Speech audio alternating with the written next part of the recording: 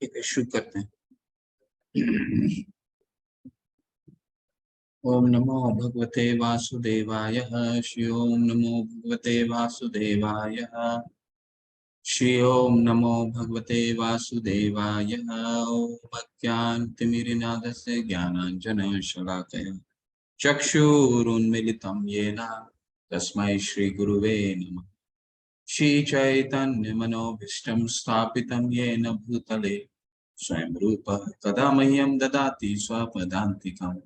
वन्देऽहं श्रीगुरुं श्रीयुतापदकमलं श्रीगुरुं वैष्णवांश्च श्रीरूपं साग्रजातं सहगना रघुनाथं वितं सजीवं साद्वैतं सावधूतं परिजनसहिता कृष्ण चैतन्य देव श्री राधा कृष्ण पादान् सगना ललिता श्री विशाखावितांश्च। हे कृष्णा करुणा सिंधु दीन बंधु जगतपते गोपेश गोपिका कांत राधा कांत नमस्तुते।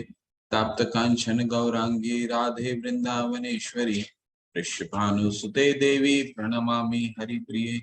वाञ्छा कल्पतरुभ्यश्च कृपा सिन्धुभ्यैव च पतितानां पावनेभ्यो वैष्णवे भयो नमो नमः।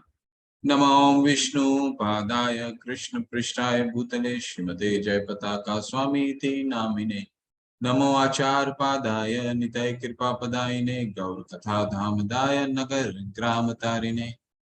नमो विष्णु पादाय कृष्ण पृष्ठाय भूतले श्रीमते भक्ति वेदांत स्वामीति नामिने। नमस्ते सरस्वते देवे गौरवाणी प्रचारणे निर्विशेष शून्यवादी पाश्चात्य देश तारिणे। नमो महावदानाय कृष्ण प्रेम पदायते कृष्णाय कृष्ण चैतन्य नामने गौरीतशे नमः। जय श्री कृष्ण चैतन्य प्रभु नित्यानंदा श्री अद्वैत गदाधर शिवास आदि गौर भक्त वृंद। हरे कृष्णा कृष्णा कृष्णा हरे हरे हरे राम राम राम हरे हरे। सबके आप सभी का स्वागत अभिनंदन करते हैं तीसरे दिन तीसरे अध्याय में। और आज कल तक हमने जो भी अध्ययन करा अब उसका सबका विस्तार से एक एक योग के बारे में हम चर्चा करेंगे। तो इससे पहले आज का अध्याय शुरू करें, थोड़ा आपसे चर्चा से आज का शुरू करते हैं। पहले क्योंकि ये जानना बहुत जरूरी है हमारे लिए कि ये गीता शुरू कहाँ से हुआ था। तो अर्जुन के संशय से शुरू हुआ था। वो अर्जुन के क्या संशय थे? पांच संशय अर्जुन के थे जिसके सारे उत्तर दूसरे अध्याय में भगवान देते हैं। आप लोग चैट में डालिए या फिर हैंड रेज कीजिए वो 5 संशय क्या थे, क्योंकि वो 5 संशय हमें स्मरण रखना बहुत महत्वपूर्ण है। क्योंकि जब तक हम प्रॉब्लम को नहीं समझेंगे तब तक हमें क्योंकि अभी से सॉल्यूशन, कल से भगवान सॉल्यूशन देना शुरू कर दिए हैं, तो उन समाधानों प्रॉब्लम जब तक हमको स्मरण में नहीं होगा और हम अपने जीवन से उस प्रॉब्लम को नहीं जोड़ेंगे तब तक हम इसके उत्तर को समझना हमारे लिए मुश्किल है। तो आप लोग सब लोग एक एक करके बताइए, कोई बता सकता है? कनक माता जी हरे कृष्णा, बताइए प्लीज। हरे कृष्ण प्रभु जी, मैंने इसलिए हैंड रेज किया था, मैं को होस्ट से हट गई थी, को होस्ट बना दीजिए। अच्छा, ओके।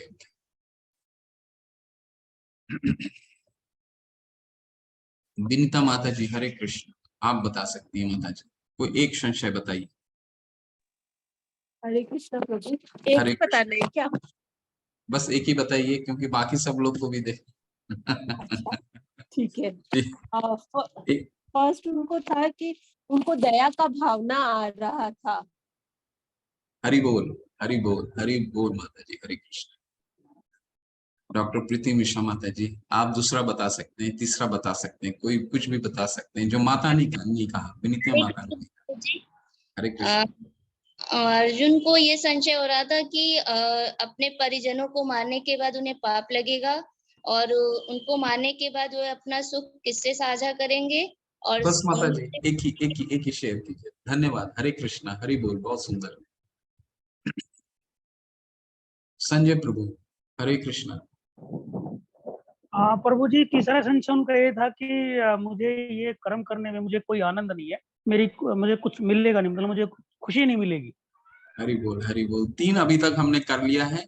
विनीता माता जी ने कहा दया का भाव, डॉक्टर माता ने कहा कि पाप लगेगा, संजय प्रभु ने कहा आनंद कैसे, आनंद की प्राप्ति क्या होगी। 2 और बचते हैं। हेमंत प्रभु, आप हरे कृष्णा, आप अनम्यूट करके बोल सकते हैं। हेमंत प्रभु, ठीक है।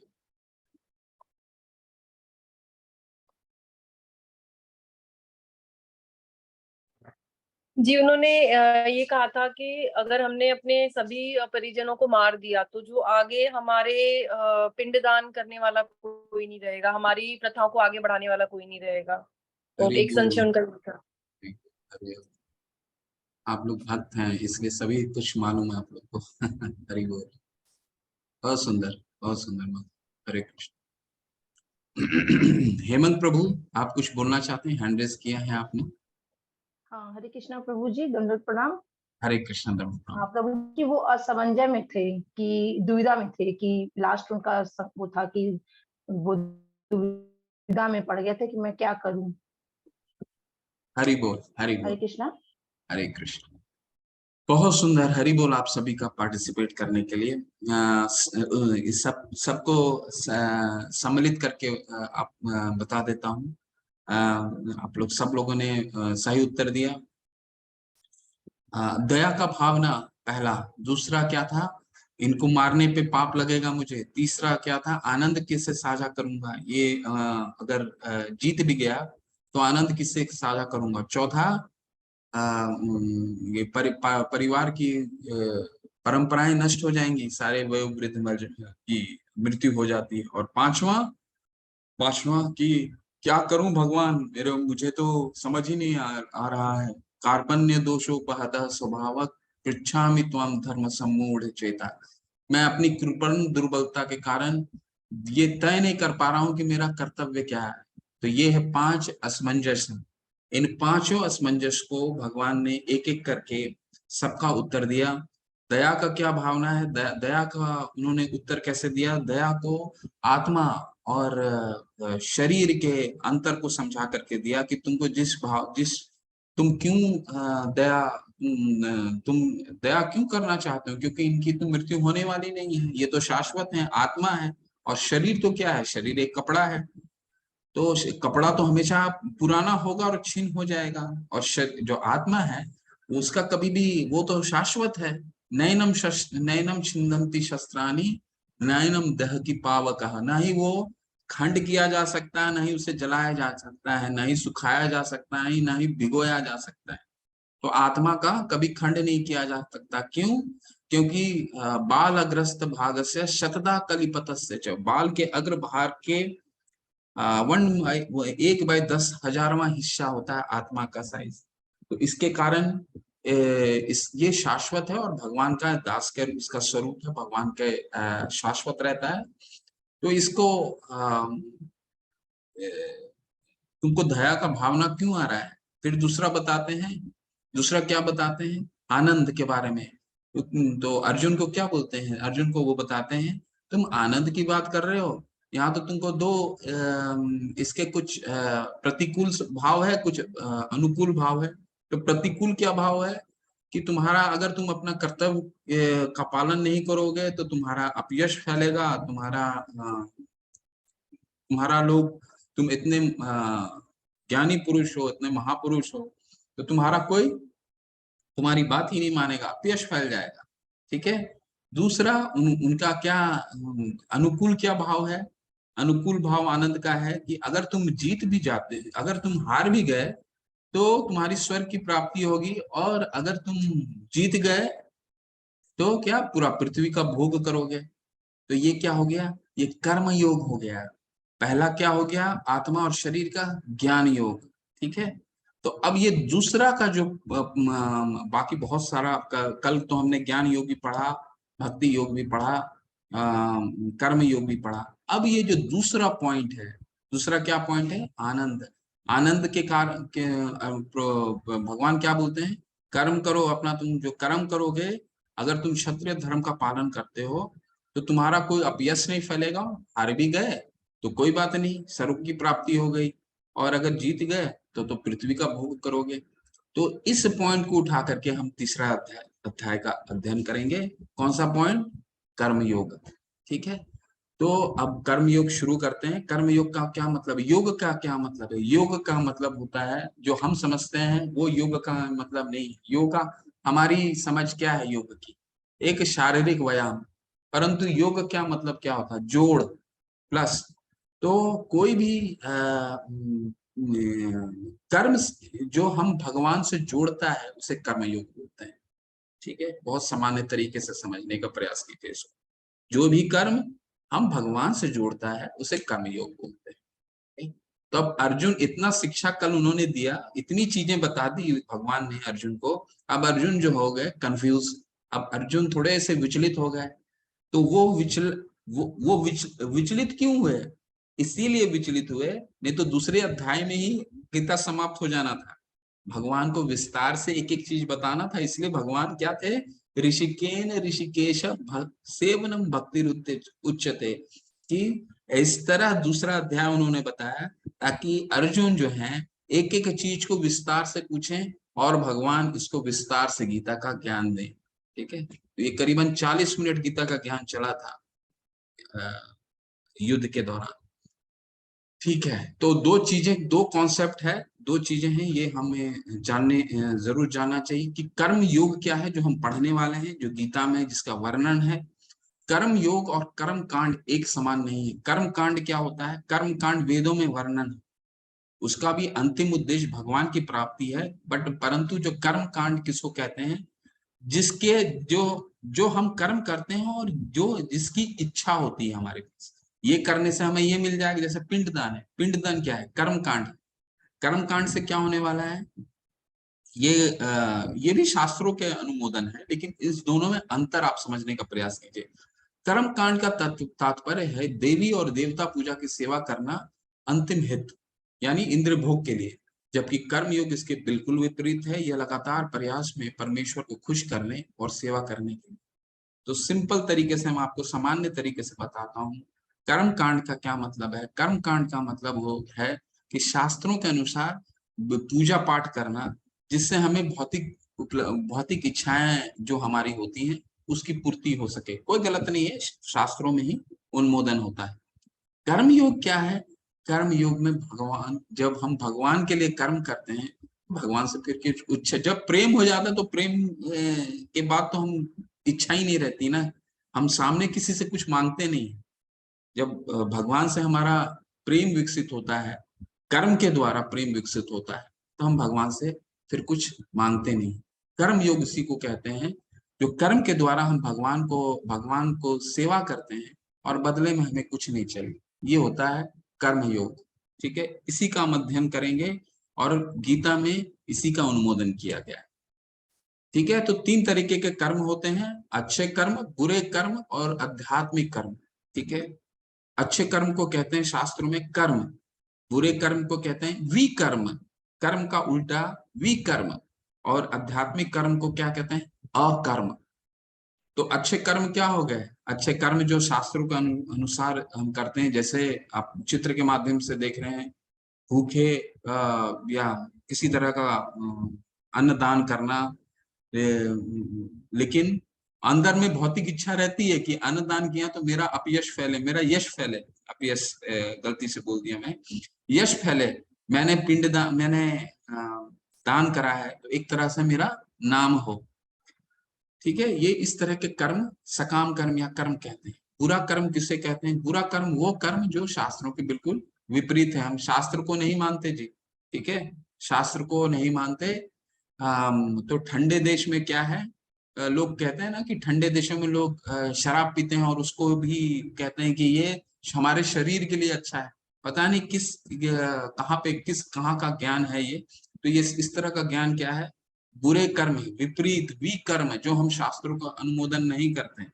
रॉन्ग पार्किंग, अब सरकार ने एक नियम बनाया है कि लाल जब लाइट्स जलेगी तो आपको गाड़ी रोकनी है सड़क पे, ठीक है, नहीं तो आप दंडित होंगे। उसी तरह जो भी कर्म हमारे मनुस्मृति में लिखा है कि हमें जीवन में क्या किस तरह हमें कर्तव्य निभाने हैं, अगर हम उन रूल, जब सरकार के रूल का अनुमोदन नहीं हम करते और दंडित होते हैं, तो ये तो स्वाभाविक है। जब हम, वेद क्या है, वेद और शास्त्र क्या है? वेद और शास्त्र हमारे जीवन के मैनुअल है, हमें जीवन को कैसे जीना है इसका मैनुअल है, ठीक है। तो इसको हम नहीं मानेंगे तो निश्चित रूप से ये दंड हमें भुगतना ही है। और तीसरा क्या काम आता है? अकर्म। अकर्म क्या है? भगवान के लिए कर्म, यानी वो कर्म जो हम सिर्फ भगवान की सेवा के लिए करते हैं। ये हो गए, ये 3 कर्मों के भाग हैं। अब अर्जुन का संशय से शुरू करते हैं। क्या संशय आया तीसरे अध्याय में? देखिए, अर्जुन उवाच जायसी चेत कर्मणस्ते मता बुद्धि जनार्दन तत् इकम कर्मणि घोरे माम नियोजसी केशवः। अर्जुन ने कहा, हे जनार्दन, हे केशव, यदि आप बुद्धि को सकाम कर्म से श्रेष्ठ समझते हैं तो फिर आप मुझे इस घोर युद्ध में क्यों लगाना चाहते हैं? तो देखिए, भगवान को यहाँ अर्जुन 2 नाम से बुलाते हैं। जनार्दन मतलब सबके हित वाले, और केशव, केशव क्यों क्यों बुलाए? फिर संशय आ गया ना अर्जुन के मन में। तो जब भी संशय उतारना है, तो कल मैंने आपको क्या बताया था, संशय अगर उतारना है तो हमेशा भगवान को उन नामों से बुलाया जाता है जब भगवान किसी असुर का वध किए थे। तो असुर और संशय एक ही चीज है। हमारे दिमाग के संशय एक असुर के समान है। तो केशव क्या है? भगवान केसी नाम के एक असुर का वध किया था। ये केसी कौन है? केसी एक घोड़ा था जो कंस ने भगवान को मारने के लिए भेजा था, घोड़े के रूप में। केसी नाम था उसका, भगवान ने वध कर दिया था। तो यहाँ कह रहे हैं कि मेरा संशय को दूर कीजिए जनार्दन। केशव, क्या संशय है? संशय ये है कि आपने इतनी चीजें बता दी मुझे कि कर्म योग बता दिया, कल ज्ञान योग बता दिया और बुद्धि योग बता दिया, और कल आपने ये भी बता दिया कि स्थित प्रज्ञ बनो। स्थित प्रज्ञ कैसे बनो? कल बताया था ना कि व्यवसायत्मिका बुद्धि एकेह गुरुनंदना बहुशाखा हिनंताश बुद्धि योग व्यवसाय नाम, यानी अपनी बुद्धि को दृढ़ करो मेरे पे, ठीक है। और बहुशाखा हिनंताश, बहुत सारे शाखाओं में अपनी बुद्धि को न विभाजित ना करो। तो अर्जुन क्या समझ गए? अर्जुन ये समझ रहे हैं कि भगवान तो लग रहा है बुद्धि योग यानी भक्ति योग को जड़ता समझ रहे हैं, यानी कि मुझे सिर्फ भगवान का नाम लेना है, कोई युद्ध नहीं करना है, ठीक है। तो अर्जुन ने ये समझ लिया, ठीक है। तो यहाँ पे अर्जुन क्या है? हमारे प्रतिनिधित्व कर रहे हैं, प्रतिनिधित्व कर रहे हैं। पूरे गीता में हमारा प्रतिनिधित्व करेंगे एक रिपोर्टर की तरह। जब भी रिपोर्टर जो होता है, जब भी कोई प्रश्न उत्तर करता है किसी न्यूज में, तो वो क्या करता है? वो अब उसके प्रश्न अपने नहीं होते हैं, वो जनता के प्रश्न करता है। इसीलिए अर्जुन भी यहाँ जनता के प्रश्न, हमारे एक प्रश्न कर रहा है कि क्या कृष्णा भावनामृत जो कह रहे हैं वो हरे कृष्ण महामंत्र का जाप करना है किसी घर में बैठ के, या संन्यास ले लेना है, या ये है क्या? तो अर्जुन यही पूछ रहे हैं, भगवान इसी को क्लैरिफाई करेंगे। अब दूसरा चीज क्या पूछ रहे हैं अर्जुन? देखिए, वयामिश्रेण वाक्येन बुद्धिम मोहसीव में तद एकम वद निश्चित्य येन श्रेय अहम अपनुयाम। आपके वयामिश्रित अनेक उपदेशों से मेरी बुद्धि मोहित हो गई है, अतः कृपा करके निश्चय पूर्वक मुझे बताएं कि इनमें से मेरे लिए सर्वाधिक श्रेष्ठ कर क्या होगा। अर्जुन को तो बहुत कुछ बता दिए। पहले तो उन्होंने क्या बताया? पहले अर्जुन ने क्या पूछा कि क्या मुझे क्या करना है, क्या सन्यास लेकर के आपका नाम का जप करना है? फिर दूसरे में क्या प्रश्न कर रहे हैं कि आपने इतनी चीजें बता दी, आपने कर्म योग बता दिया, ज्ञान के बारे में बता दिया, बुद्धि के बारे में बता दिया, अब मुझे एकम वदा, एक चीज बताइए क्या सर्वश्रेष्ठ? एकम वदा, तद एकम वदा, ठीक है। तो अब भगवान एक चीज बता रहे हैं, तद एकम वदा यानी एक चीज। श्री भगवान उवाच लोके अस्मिन् द्विधा निष्ठा पूरा पुक्त मया नघा ज्ञान योगेन संख्यानाम कर्म योगेन योगिनाम। श्री भगवान ने कहा, हे निष्पाप अर्जुन, मैं पहले ही बता चुका हूं कि आत्म साक्षात्कार की प्रयत्न करने वाले दो प्रकार के पुरुष होते हैं। कुछ इसे ज्ञान योग द्वारा समझने का प्रयत्न करते हैं, तो कुछ भक्तिमय सेवा के द्वारा। तो भगवान बता रहे हैं कि मैंने तुमको जो दूसरे अध्याय में क्या बताया कि भगवान को पहुंचने के दो तरीके हो सकते हैं। कौन कौन सा तरीका? एक तो ज्ञान की पद्धति। ज्ञान की क्या पद्धति होती है? आत्मा और शरीर। जो पहला प्रश्न दया का जो उत्तर दिया था भगवान ने, आत्मा और शरीर का विश्लेषण, इसको ज्ञान योग बोलते हैं। और भगवान के अवतार के रूप में आए थे, भगवान कपिल देवहूति के पुत्र के रूप में आए थे, तो उन्होंने एक सांख्य योग दिया था, उसको अभी हम चर्चा नहीं करेंगे, परंतु बस इतना समझने का प्रयास कीजिए कि भगवान यहाँ ये कह रहे हैं कि भक्ति तक पहुंचने का मैंने दो मार्ग बताया। क्या क्या मार्ग बताया? आत्मा और शरीर का विश्लेषण यानी ज्ञान योग, और दूसरा क्या बताया? भक्तिमय सेवा, बुद्धि योग। ठीक है, कि तुम स्थिर बुद्धि बनो, स्थित प्रज्ञ बनो, आत्माराम बनो। ठीक है, तो ये दोनों पद्धति के द्वारा तुम मुझ तक पहुंच सकते हो, भगवान ने ये बताया।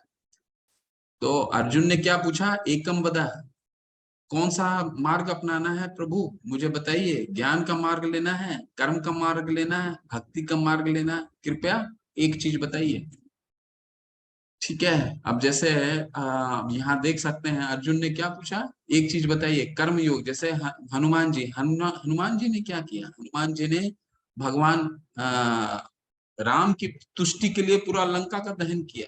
ठीक है, तो वो एक कर्म योग है। तो अर्जुन क्या समझ रहे थे कि भगवान का नाम लेना है एक सन्यासी की तरह, जैसे ऊपर के पिक्चर में देख रहे हैं आप, सन्यासी की तरह सन्यास ले लें और भगवान का नाम लें। तो अर्जुन युद्ध से पीछा छुड़ाने का कोई ना कोई बहाना ढूंढ रहे थे, है ना। तो अब हम चर्चा करेंगे कि ये जो सन्यास के बारे में अर्जुन ने पूछा है, उसका भगवान की क्या प्रतिक्रिया है, भगवान उसके बारे में क्या बोलते हैं। ठीक है, तो समझिए। ना तो कर्म से विमुख होकर कोई कर्म फल से छुटकारा पा सकता, और ना केवल सन्यास से सिद्धि प्राप्त की जा सकती है। तो भगवान यहाँ क्लियर कर रहे हैं। तात्पर्य में प्रभुपाद जी क्या कह रहे हैं? भौतिकतावादी मनुष्यों को हृदय की विमल करने के लिए जिन कर्मों का विधान किया गया है, उनके द्वारा शुद्ध हुआ मनुष्य ही संन्यास ग्रहण कर सकता है। शुद्धि के बिना संन्यास ग्रहण करने से सफलता नहीं मिल पाती। हृदय की शुद्धि के बिना संन्यास सामाजिक व्यवस्था में उत्पात उत्पन्न करता है। दूसरी ओर यदि कोई नियत कर्मों को न करके भी भगवान की दिव्य सेवा करता है, तो वह उस मार्ग में जो कुछ भी उन्नति करता है उसे भगवान स्वीकार कर लेते हैं।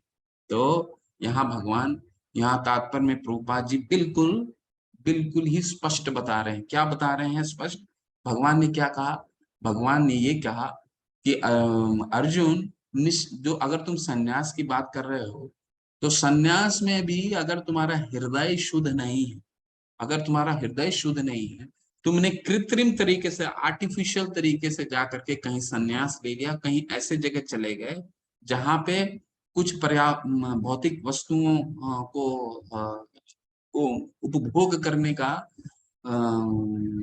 साधन नहीं है, जंगल में चले गए, पहाड़ में चले गए, वहां कोई भौतिक भोग प्राप्त करने का कोई साधन नहीं है। ठीक है, तो वहां तो आप बैठ करके सन्यास कर अपना जप कर लीजिएगा, लेकिन जैसे ही आपको भौतिक भोग की वस्तुएं दिखेंगी, आपको भोग करने की तलब उठ जाएगी। तो ऐसे में वो कह रहे हैं, भगवान कह रहे हैं, ये व्यर्थ का सन्यास है, इससे कोई सफलता नहीं मिलने वाली है। अर्जुन, तुम्हारा तो कर्तव्य है, तुम तो क्षत्रिय धर्म से तुम तो क्षत्रिय हो, और तुम्हारा तो कर्तव्य है लड़ाई करना। और तुम अगर जड़ता भी ले लेते हो, सन्यास भी ले लेते हो, तो कर्तव्य तो तुम्हारा अंदर में, तुमको ये हमेशा संशय रहेगा ही कि मुझे लड़ाई करना है, क्योंकि ये तुम्हारा कर्तव्य है। तो तुम्हारा हृदय तो शुद्ध नहीं हुआ।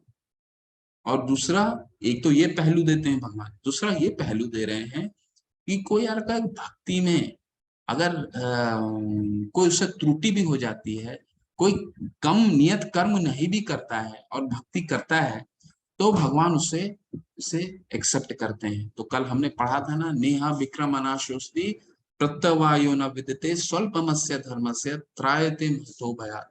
कोई भक्ति में थोड़ी सी भी उन्नति करता है, जैसे हनुमान जी ने जब लंका दहन किया था तो कई लोग मृत हुए थे, वहां पे कई लोगों की मृत्यु हुई थी, परंतु ये भगवान की तुष्टि के लिए किया गया था।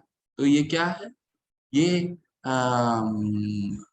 अगर भौतिक दृष्टिकोण से देखेंगे तो ये बोल सकते हैं कि हनुमान जी ने तो कई लोगों को मारा, लेकिन ये किया क्यों उन्होंने, भगवान की सेवा के लिए किया। और भगवान की अगर सेवा में कोई भी कार्य होता है वो भगवान उसे एक्सेप्ट करते हैं। ठीक है, तो ये कर्म का इस तरह इस दोनों को विच्छेद करते हैं, डिफरेंस क्रिएट करते हैं।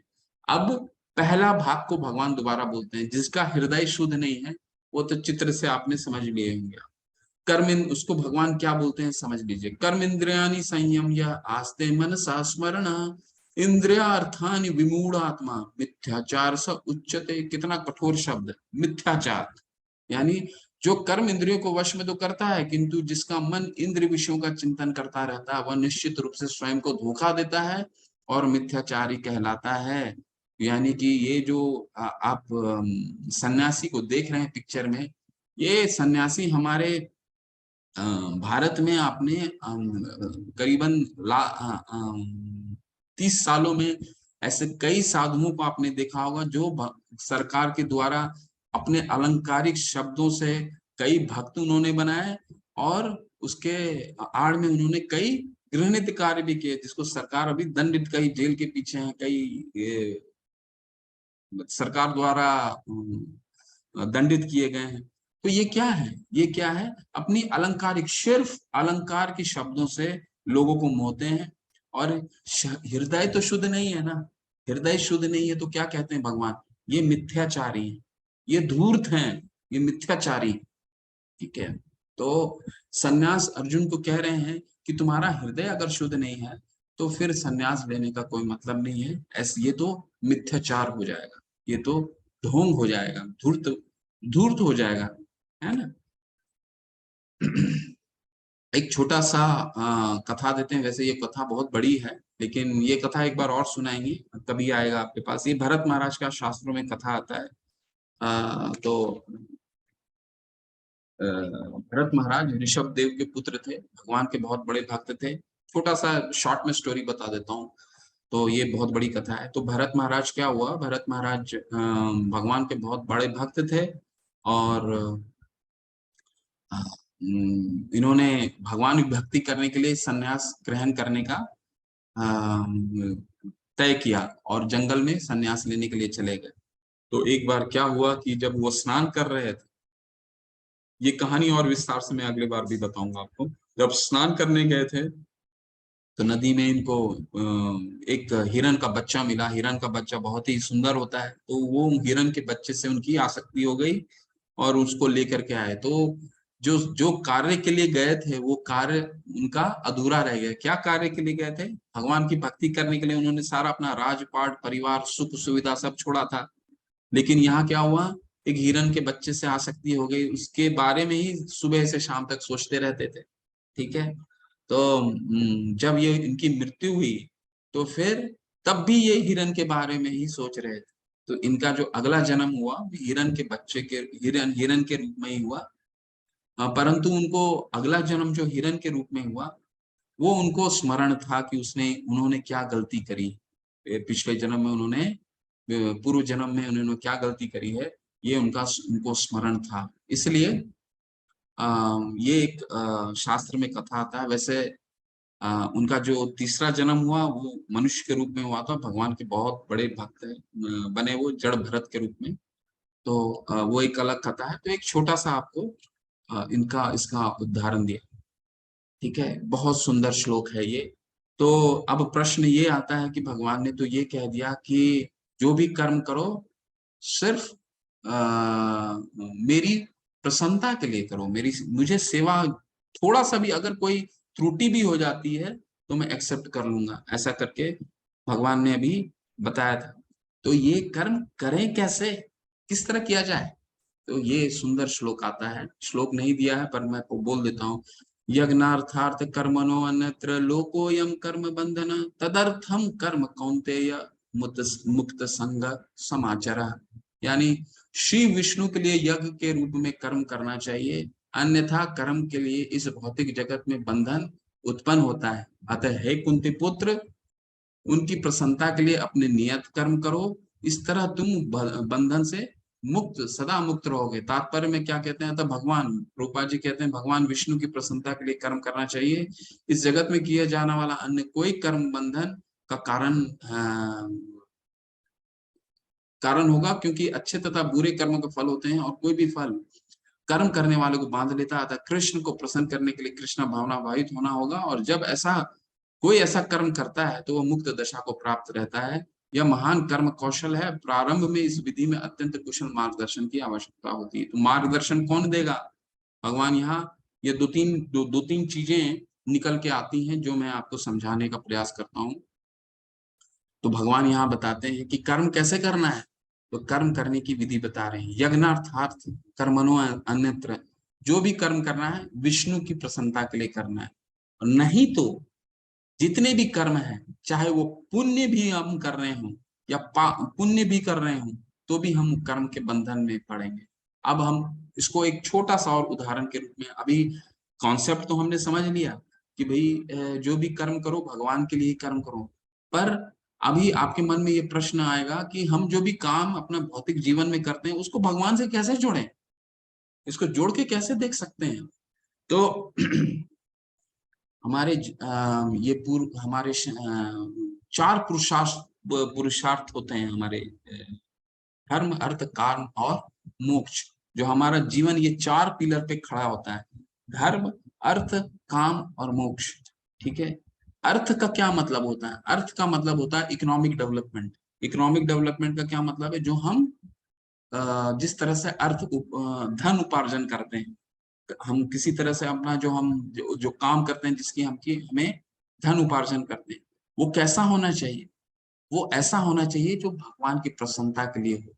ठीक है, नहीं तो वो हमें कर्म के बंधन में बांधेगा और वो हमें कभी भी प्रसन्नता प्रदान नहीं कर सकता है। जो भी अर्थ हम धर्म के अनुसार करते हैं तभी हमें प्रसन्नता मिलेगी। क्यों? क्योंकि अगर कोई भी हम धन उपार्जन धर्म के अनुसार करते हैं तो उसमें भगवान की तुष्टि होती है। ठीक है, तो इसको इस तरह से समझने का प्रयास कीजिए। ठीक है, अब आप लोग के मन में कई प्रश्न हो सकते हैं कि लोग ऐसे कई कर्म करते हैं जो धर्म में उसका उल्लेख नहीं है या उसको विपरीत माना जाता है। तो ये हमें स्मरण करने का, हमें विचार करने की जरूरत है कि उसको किस तरह किया जाए। परंतु अगर हम उस कर्म के बंधन से मुक्त होना चाहते हैं तो हमें सिर्फ अर्थ यानी धन का उपार्जन सिर्फ धर्म के अनुसार ही करना चाहिए, तब हम कर्म के बंधन में नहीं फंसेंगे, है ना। अब ये अगले 2 श्लोकों में क्या आने वाला है? अगले 2 श्लोकों में बहुत सुंदर आने वाला है कि भगवान ये बता रहे हैं कि अर्जुन ठीक है, अगर तुमको शुरू में ये समझ में नहीं आता है कि किस तरह कर्म कर सकते हो, तो मेरे लिए कैसे भगवान की प्रसन्नता के लिए कैसे कर्म कर सकते हो, तो तुम शुरू में कर्म कांड ही करो।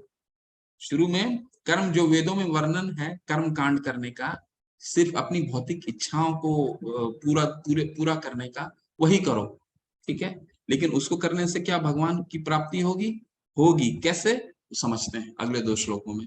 यज्ञों के द्वारा प्रसन्न होकर देवता तुम्हें भी प्रसन्न करेंगे और इस तरह मनुष्यों तथा देवताओं के मध्य सहयोग से समूह का संपन्नता प्राप्त होगा। यज्ञ से मनुष्य का खाद्य पदार्थ शुद्ध होते हैं।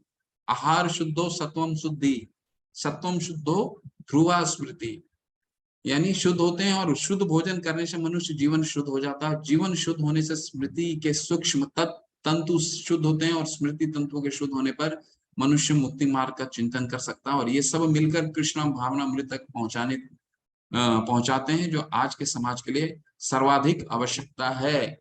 तो अन्न जो हम खाते हैं, ठीक है, ये भगवान यहाँ बता रहे हैं कि ठीक है, तुम अगर यज्ञ करते हो, कर्म कांड करते हो, कर्म कांड करो, कर्म कांड में तुम यज्ञ करो, पूजा पाठ करो, देवताओं को प्रसन्न करो।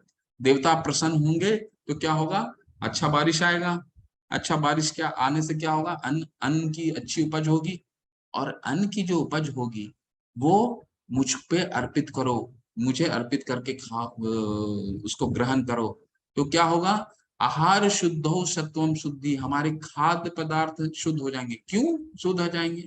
क्योंकि हमने नहीं, ये एक भगवान कह रहे हैं कि अगर होता है ना, अभी मान लीजिए पिता और पुत्र हैं, पुत्र देखिए ये सब यही शास्त्रों से आया है, जो हम अपने जीवन में करते हैं शास्त्रों से आया है। पिता या माता हैं, उनकी कोई पुत्र और पुत्री है, हो सकता है पिता का ही या माता का ही पैसा लेकर के जाए और पिता और माता के लिए एक छोटा सा कुछ खाने के लिए लेके आए, या फिर उनके लिए कुछ कपड़े लेके आए। तो पिता और पुत्र को कितना खुशी पिता और माता को कितना खुशी मिलता है कि मेरे लिए पुत्र मेरे बारे में सोचा और मुझे अर्पित किया है, मुझे चीज दिया है। भगवान यही बोल रहे हैं कि ये मेरी चीजें दी हुई है, ये मुझे अगर तुम अर्पित करते हो तो मुझे प्रसन्नता होगी। प्रसन्नता होने से क्या होगा, तुम खुश रहोगे, ठीक है, मुक्ति का मार्ग प्राप्त होगा तुमको। इसको और हम डिटेल में अगले 2 श्लोकों में पढ़ते हैं। जीवन की विभिन्न आवश्यकताओं की पूर्ति करने के लिए विभिन्न देवता यज्ञ संपन्न होने पर प्रसन्न होकर तुम्हारी आवश्यकताओं की पूर्ति करेंगे, किंतु जो इन उपहारों को देवता को अर्पित किए बिना भोगता है वह निश्चित रूप से चोर है। तो यहाँ पे भगवान 2 श्लोकों में बहुत ही कठोर शब्दों का इस्तेमाल किए। एक को किसके लिए, मिथ्याचारी, जो ढोंगी है, जो कृत्रिम तरीके से संन्यास ले लेता है और बाद में आकर के भौतिक भोग करता है, उसको क्या भगवान करते हैं, बोलते हैं मिथ्याचारी न उच्चते। और अभी क्या कह रहे हैं, अभी ये कह देखिए तात्पर्य में प्रभुपाद जी क्या कह रहे हैं, देवतागण भगवान विष्णु द्वारा भोग सामग्री प्रदान करने के लिए अधिकृत किए गए हैं, अतः नियत यज्ञों द्वारा उन्हें अवश्य संतुष्ट करना चाहिए। वेदों में विभिन्न देवताओं के लिए भिन्न भिन्न प्रकार के यज्ञों की संस्तुति है, किंतु वे सब अंततः भगवान को ही अर्पित किए जाते हैं। किंतु जो यह नहीं समझ पाता, जो ये नहीं समझ सकता कि भगवान क्या है, उनके लिए देव यज्ञ की विधान है। अनुष्ठान कर्ता के भौतिक गुणों के अनुसार वेदों में विभिन्न प्रकार के यज्ञों का विधान है। विभिन्न देवताओं की पूजा भी उसी आधार पर अर्थात गुणों के अनुसार की जाती है। तो इसको हम और अच्छे से पढ़ेंगे। अगले स्लाइड में एक चार्ट दिखाएंगे जिससे आपको समझ में आएगा। देखिए क्या कहने का तात्पर्य है, कहने का तात्पर्य यह है कि अगर भगवान ने हमारे इस भौतिक जो ब्रह्मांड है उसको चलाने के लिए एडमिनिस्ट्रेटर नियुक्त किए हैं, जिस तरह प्रधानमंत्री पूरे देश तो अकेला नहीं चला सकते, तो कैसे चलाते हैं, अपने मिनिस्टर्स के द्वारा चलाते हैं। तो उसी तरह भगवान पूरे भौतिक ब्रह्मांड को अपने मिनिस्टर्स के द्वारा चलाते हैं। वो मिनिस्टर्स कौन है, भगवान के बहुत बड़े भक्त हैं, उनको देवता कहा जाता है। सबका अपना अपना अथॉरिटी है, ठीक है, सब अपना अपना कार्य करते हैं। कोई किसी के अथॉरिटी में वर्षा देना है, किसी का अथॉरिटी में वायु प्रदान करना है, ठीक है। तो भगवान कह रहे हैं कि इनको तुष्ट करो, तुमसे अगर मेरे लिए कर्म नहीं होता है तो तुम इनको तुष्ट करो। इनको तुष्ट करने से क्या होगा, ये तुम्हें खुशहाली प्रदान करेंगे, अन्न प्रदान करेंगे, तुम्हारे जीवन के जो जरूरतें हैं वो प्रदान करेंगे, ठीक है। तो ये इससे हम समझने का प्रयास करते हैं। ये यज्ञ चक्र कहलाता है। कैसे, देखिए यज्ञ चक्र का क्या मतलब होता है कि जब हम वेदों में क्या लिखा हुआ है, हम कर्म कांड समझ रहे हैं, अभी कर्म योग नहीं समझ रहे हैं। इसके बाद भगवान तो पहले बता चुके हैं कि कर्म कैसे करना है, यज्ञार्थात मेरे लिए कर्म करो, मेरी प्रसन्नता के लिए करो। फिर ये बताते हैं कि हो सकता है तुमको पहली बार तुमने ये सुना है तो तुम नहीं कर पाओ, तो तुम क्या करो, कर्म कांड करो। कर्म कांड कहाँ से करेगा, वेदों का अध्ययन करेगा। वेदों का अध्ययन करने के बाद वो अपना जो उसकी ड्यूटीज हैं, जो उनका कर्तव्य है, वेदों में जो वर्णन है उसके अनुसार काम करेगा। उसको अगर उसके तरह से काम करता है तो वो यज्ञ हो गया। क्यों, क्योंकि शास्त्रों में वर्णन है कि अगर हम शास्त्रों के अनुसार कार्य कर रहे हैं तो यज्ञ कर रहे हैं। यज्ञ करेगा तो क्या होगा, अच्छी बारिश होगी। अच्छी बारिश से क्या होगा, अच्छे अन्न आएंगे। अन्न क्या करेंगे, हम भगवान को ही अर्पित करेंगे, और भगवान को अर्पित करने से क्या होगा, ये फिर भगवान प्रसन्न होंगे। तो इनडायरेक्टली हम लोग देवताओं की पूजा करते हैं तब भी भगवान को जाता है, लेकिन इनडायरेक्टली जाता है। ठीक है, अब जैसे आगे पढ़ेंगे हम इसको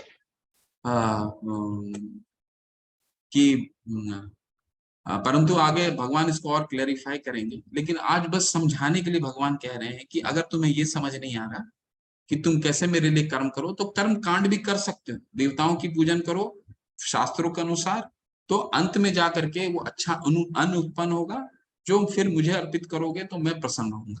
ठीक है, अब ये जो श्लोक है बहुत ही सुंदर श्लोक है, जो ये बताता है कि हमें भगवान को अर्पित करने से भोजन क्या होता है, और जो नहीं अर्पित करके खाता है वो क्या खाता है। यज्ञशिष्टानि संतो मुच्यन्ते सर्व किल विषय भुंजते ते त्वगम पापा ये पंचंतन्यात कारणात्। भगवान के भक्त सभी प्रकार के पापों से मुक्त हो जाते हैं क्योंकि वे यज्ञ में अर्पित किए भोजन को खाते हैं। ये तो पहला पाठ हो गया। क्या पहला पाठ बोले हैं? यज्ञ शिष्टानि संतो मुच्यन्ते सर्व किल विषय। अगर तुम मुझे अर्पित करते हुए खाओगे तो तुम पापों से मुक्त हो जाओगे। क्यों? क्योंकि एक तरह से भगवान ये कह रहे हैं कि तुम मुझे ग्रेटिट्यूड दे रहे हो, मुझे धन्यवाद दे रहे हो। लेकिन जो ये चीज नहीं करता उसके लिए भगवान क्या कह रहे हैं? अन्य लोग जो अपनी इंद्रिय सुख के लिए भोजन बनाते हैं वे निश्चित रूप से पाप खाते हैं। तो हमें क्या करना है? हमें भगवान को अर्पित करके भोजन ग्रहण करना है, ऐसा भगवान बोलते हैं। तो हमें ना ही वेजिटेरियन बनना है ना ही नॉन वेजिटेरियन बनना है। तो हमें क्या बनना है? आचार्य बताते हैं हमें कृष्णाटेरियन बनना है, यानी भगवान को अर्पित किया हुआ भोजन ही खाना है। ठीक है, तो ये है ये भोजन किस तरह करना है। वैसे तो और विस्तार से हम 16 और 17वें अध्याय में पढ़ेंगे। ठीक है, ये हमने अध्ययन कर लिया है। ठीक है, अब एक बहुत महत्वपूर्ण पड़ाव में हम आ गए। महत्वपूर्ण पड़ाव में क्या आ गए हैं कि भगवान ने तो बता दिया कि यज्ञ करना है। ठीक है, तो यज्ञ कर्म कैसे करो? तुम मुझे प्रसन्नता के लिए कर्म करो। यज्ञार्थार्थ कर्मणो अन्यत्र लोको यम कर्म बंधना। ठीक है, नहीं तो कर्म के बंधन में तुम फंसते जाओगे। अगर तुम अपना जो अर्थ है धर्म के अनुसार तुम नहीं कमाते हो। ठीक है, लेकिन इस कलयुग में कौन सा यज्ञ करने के लिए बोला? हर युग का अपना युग धर्म होता है। कल के अध्याय में हम उसको और चर्चा करेंगे, उसका मैं और डिटेल में बताऊंगा। हर युग का, सतयुग का अलग धर्म था, युग धर्म। द्वापर का अलग था, त्रेता का अलग युग धर्म था, द्वापर का अलग युग धर्म था। ठीक है, और कलयुग का क्या युग धर्म है? कृष्ण वर्ण त्विषा कृष्णा संगोपांगा पार्षदम यज्ञ संकीर्तन प्राय जंती ही सुमेधसा। यानी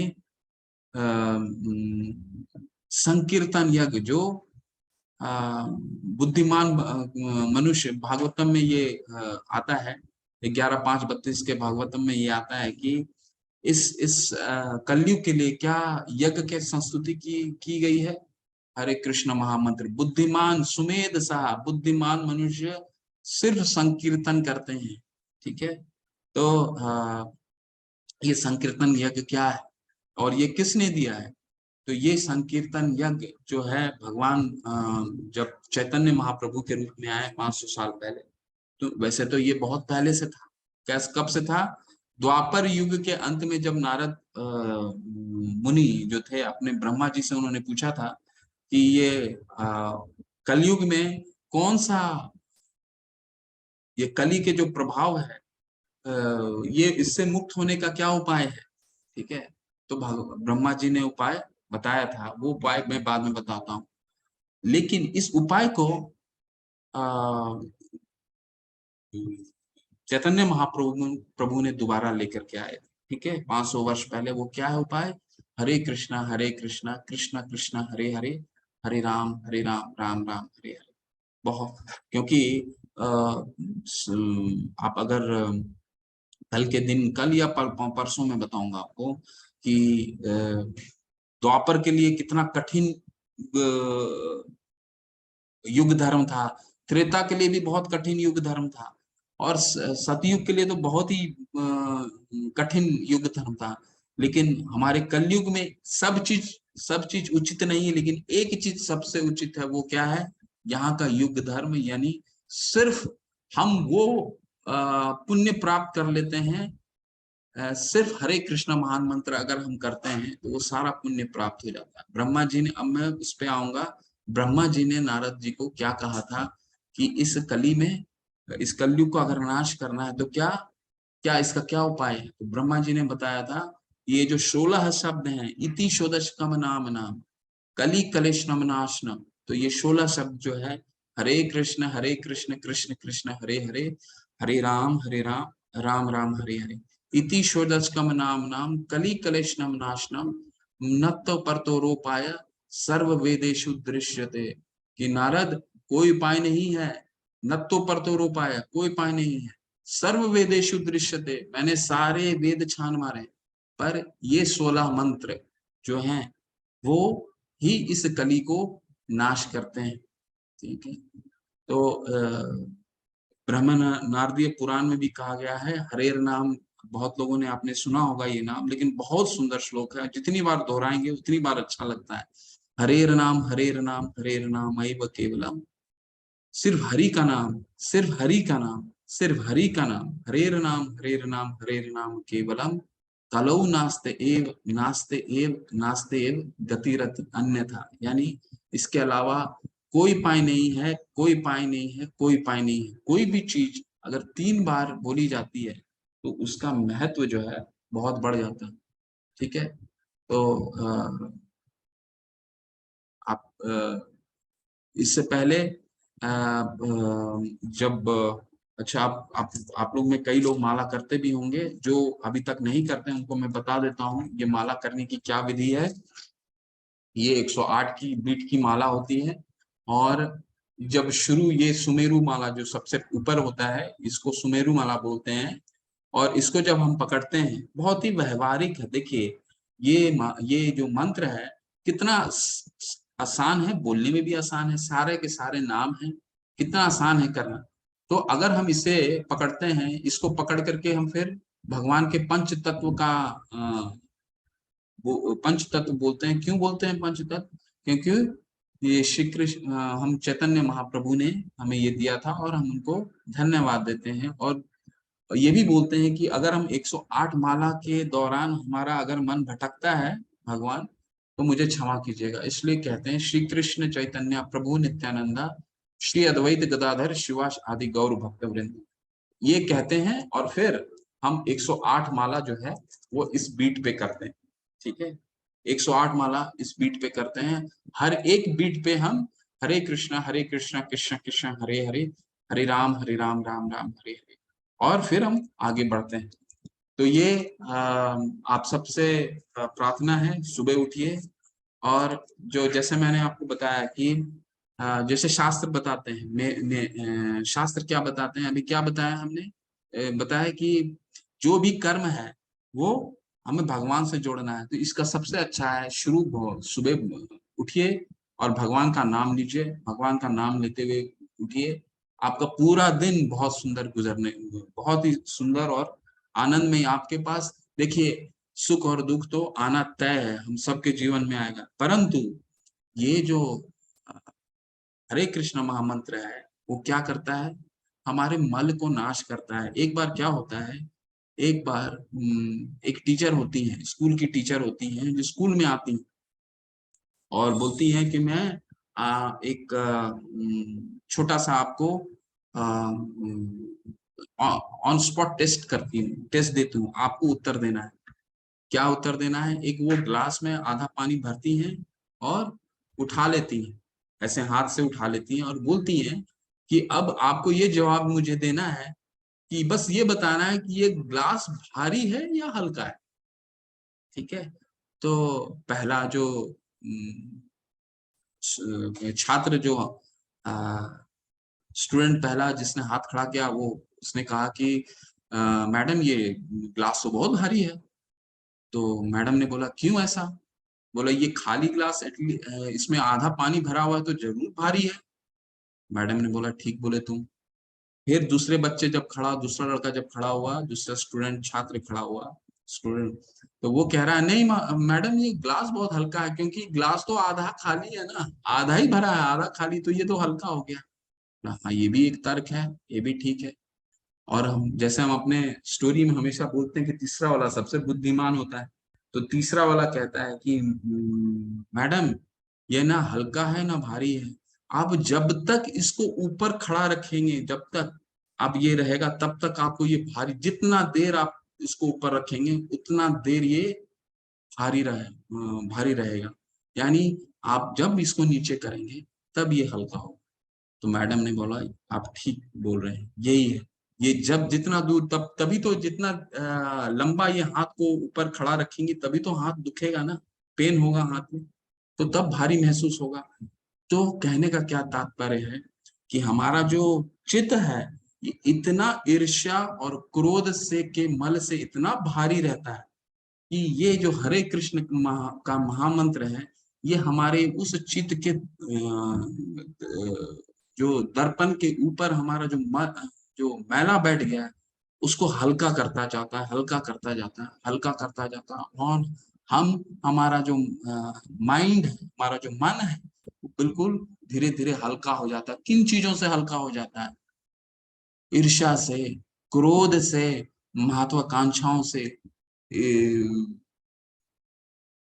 बिल्कुल ये हल्का हो जाता है और हम बहुत ही आनंद महसूस करने लगते हैं। यही भारीपन के कारण हमारा जो विचलन, हम जो विचलित होते हैं हर समय, तो इसी यही एक मुख्य कारण है ना। ठीक है, चलिए आगे बढ़ते हैं। अतः कर्म फल से आसक्त हुए बिना मनुष्य को अपना कर्तव्य समझकर निरंतर कर्म करते रहना चाहिए, क्योंकि अनासक्त होकर कर्म करने से परम ब्रह्म की प्राप्ति होती है। तो यही मैंने आपको बताया कि भगवान की कोई भी कर्म से बंधना नहीं है, भगवान की प्रसन्नता के लिए कर्म करना है, तो हम उस चीज से बंधेंगे नहीं।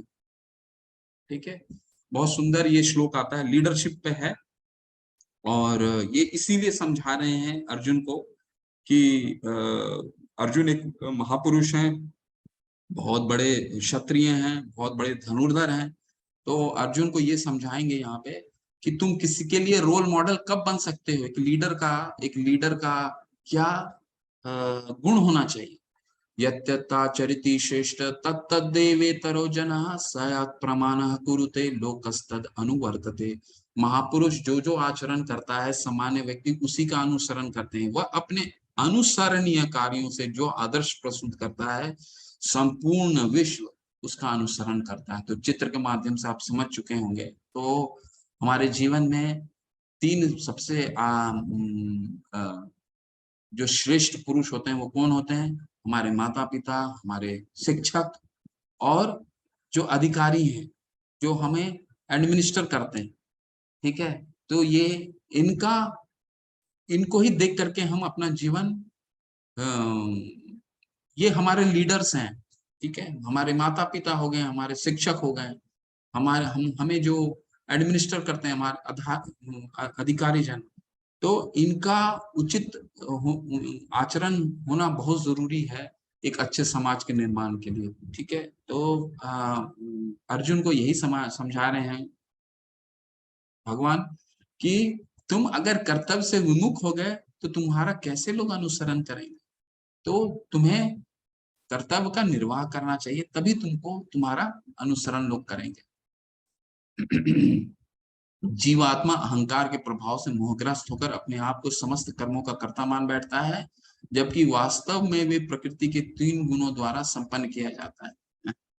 तो बहुत सुंदर है, प्रकृति क्रियमाणानि गुणे कर्मणि सर्वशः अहंकार विमूढ़ आत्मा कर्तारहमिति मन्यते। यानी भगवान यहाँ कह रहे हैं कि हम प्रभुपाद जी समझाते हैं हमें कि हम निरंतर इंद्र तृप्ति करते रहने से अपने आप को भोक्ता समझने लग जाते हैं। अब जैसे एक किसान है, वो पेड़ लगाता है और जब उसके फल आ जाते हैं और उस फल को कोई तोड़ के लेकर के चला जाता है, तो वो कहता है कि ये तुमने तोड़ा कैसे, ये तो पेड़ मैंने लगाया और ये मेरा पेड़। और वो भूल जाता है उस पेड़ के बीज क्या उसने बनाया है? नहीं। क्या ये जो सूर्य की किरण उस पर पड़ी है जिसके कारण वो पेड़ बड़ा हुआ है, क्या वो उसने दिया है? नहीं। क्या पानी उसने दिया है? नहीं। क्या जो मिट्टी है ये उसने दिया है? नहीं। वो एक निमित्त मात्र है। तो हम अपने आप को अपने गुणों के अनुसार प्रकृति में अपने आप को ऐसा समझने लग जाते हैं कि ये कार्य हमने ही किया है, बस हम इसका भोग करते हैं। परंतु अगर वो ही किसान ये कहता है कि चलो मैंने पेड़ लगाया है, भगवान ने ये पेड़ दिया और इसके जो आम, इसके जो फल आए हैं, इसको मैं भगवान को अर्पित करूंगा क्योंकि ये पेड़ तो उन्हीं का है, मैं तो बस इसका उपयोग किया करके मैंने ये उगाया है। अगर मैं भगवान को बस इसको अर्पित करके इसका ग्रहण करता हूँ, ये बांटता हूँ, तो कितना अच्छा है ना। तो हम इसी कारण बध जाते हैं, ठीक है, अपने आप को भोक्ता समझने लगते हैं प्रकृति के इन गुणों के द्वारा बध होकर। अर्जुन ने कहा, हे वृष्णिवंशी, वृष्णिवंशी अर्जुन को कह रहे हैं, क्यों भगवान को कह रहे हैं, क्यों कह रहे हैं वो बताता हूँ। मनुष्य न चाहते हुए भी पाप कर्मों के लिए प्रेरित क्यों होता है? ऐसा लगता है कि उसे बलपूर्वक उसमें लगाया जा रहा है।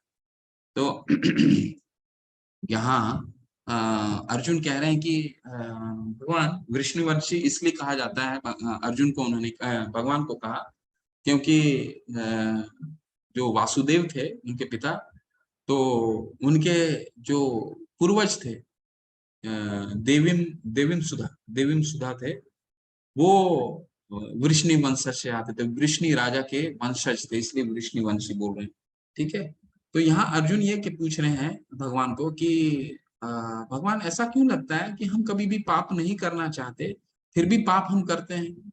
तो वैसे इसका सॉल्यूशन हम यहाँ कवर नहीं करते हैं, परंतु इसका सॉल्यूशन में हमने कल पढ़ा था, अगर आपको स्मरण हो, ठीक है, वो क्या था पढ़ा था कि क्रोध हमारा क्यों आता है?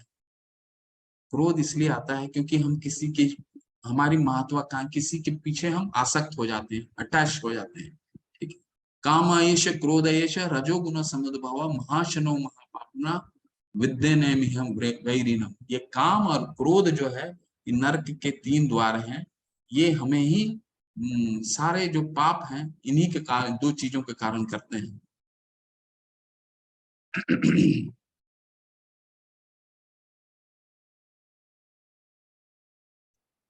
ध्रुमेना व्रियते ध्रुमेन व्रियते ब्रहि दार्शो मलेन च यथो बलेन वृतो गर्भस्तथा तेने दमावृतम। जिस प्रकार धुएं, अग्नि धुएं में दर्पण धूल से अथवा भ्रूण गमाशय से आवृत रहता है, उसी प्रकार जीवात्मा इस काम की विभिन्न मात्राओं से आवृत रहता। तो मैंने आपको क्या अभी समझाया था कि हमारा जो दर्पण है, चित्त रूपी दर्पण है, ठीक है, इसमें मल बैठ गया है। किस चीज का मल बैठ गया है? विभिन्न मात्राओं की हमारा इंद्र भोग करते करते ये चित्त का दर्पण में हमारा जो आईना है उसमें मल बैठ गया है। उसको मल को दूर करने का क्या इलाज? मल को सिर्फ और सिर्फ एक ही चीज से हम इसको शुद्ध कर सकते हैं, वो हरि नाम का जाप से कर सकते हैं, ठीक है।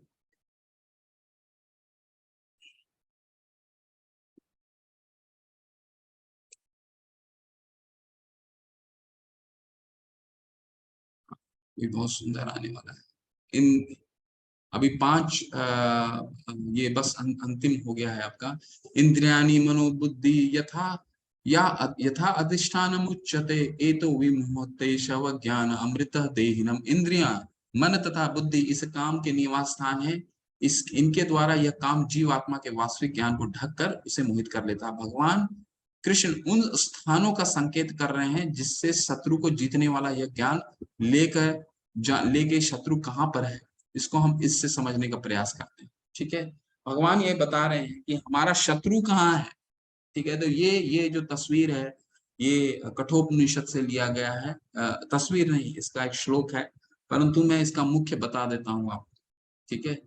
ये जो 5 घोड़े हैं ये हमारे कर्म इंद्रियों को संकेत देते हैं। कर्म इंद्रियां क्या है? जिसके द्वारा हम कर्म करें। हमारे जो शास्त्रों में वर्णित कर्म है, हम किन चीजों के द्वारा कर सकते हैं? हमारे कर्म इंद्रियों के द्वारा। कर्म इंद्रियां कौन कौन सी होते हैं? हमारे हाथ, हमारे पांव, ठीक है, हमारे, मैं जो बोल रहा हूँ, ठीक है, वाणी, कंठ, इसके द्वारा कम करते हैं, ठीक है। हमारी गुदा जो यहाँ से हम मल त्यागते हैं, और हमारी जनेंद्रियां, ये 5 हमारे कर्म इंद्रियां हैं। आउटपुट डिवाइस जिसको बोलते हैं, यानी जैसे लैपटॉप में मैंने कुछ प्रिंट कुछ किया तो ये आउटपुट हो गया। इनपुट क्या हुआ? इनपुट हुआ स्क्रीन। तो ये आउटपुट डिवाइसेस हैं जिसके द्वारा हम कर्म करते हैं। तो ये 5 जो चीजें हैं, ये मैं कर्म की बात कर रहा हूँ, मुझे क्षमा कीजिएगा। ज्ञान इंद्रियां, ज्ञान इंद्रियां कौन सी है? ज्ञान इंद्रियां हमारी जिसके द्वारा हम ये ज्ञान अर्जित करते हैं। कौन कौन से हो गए?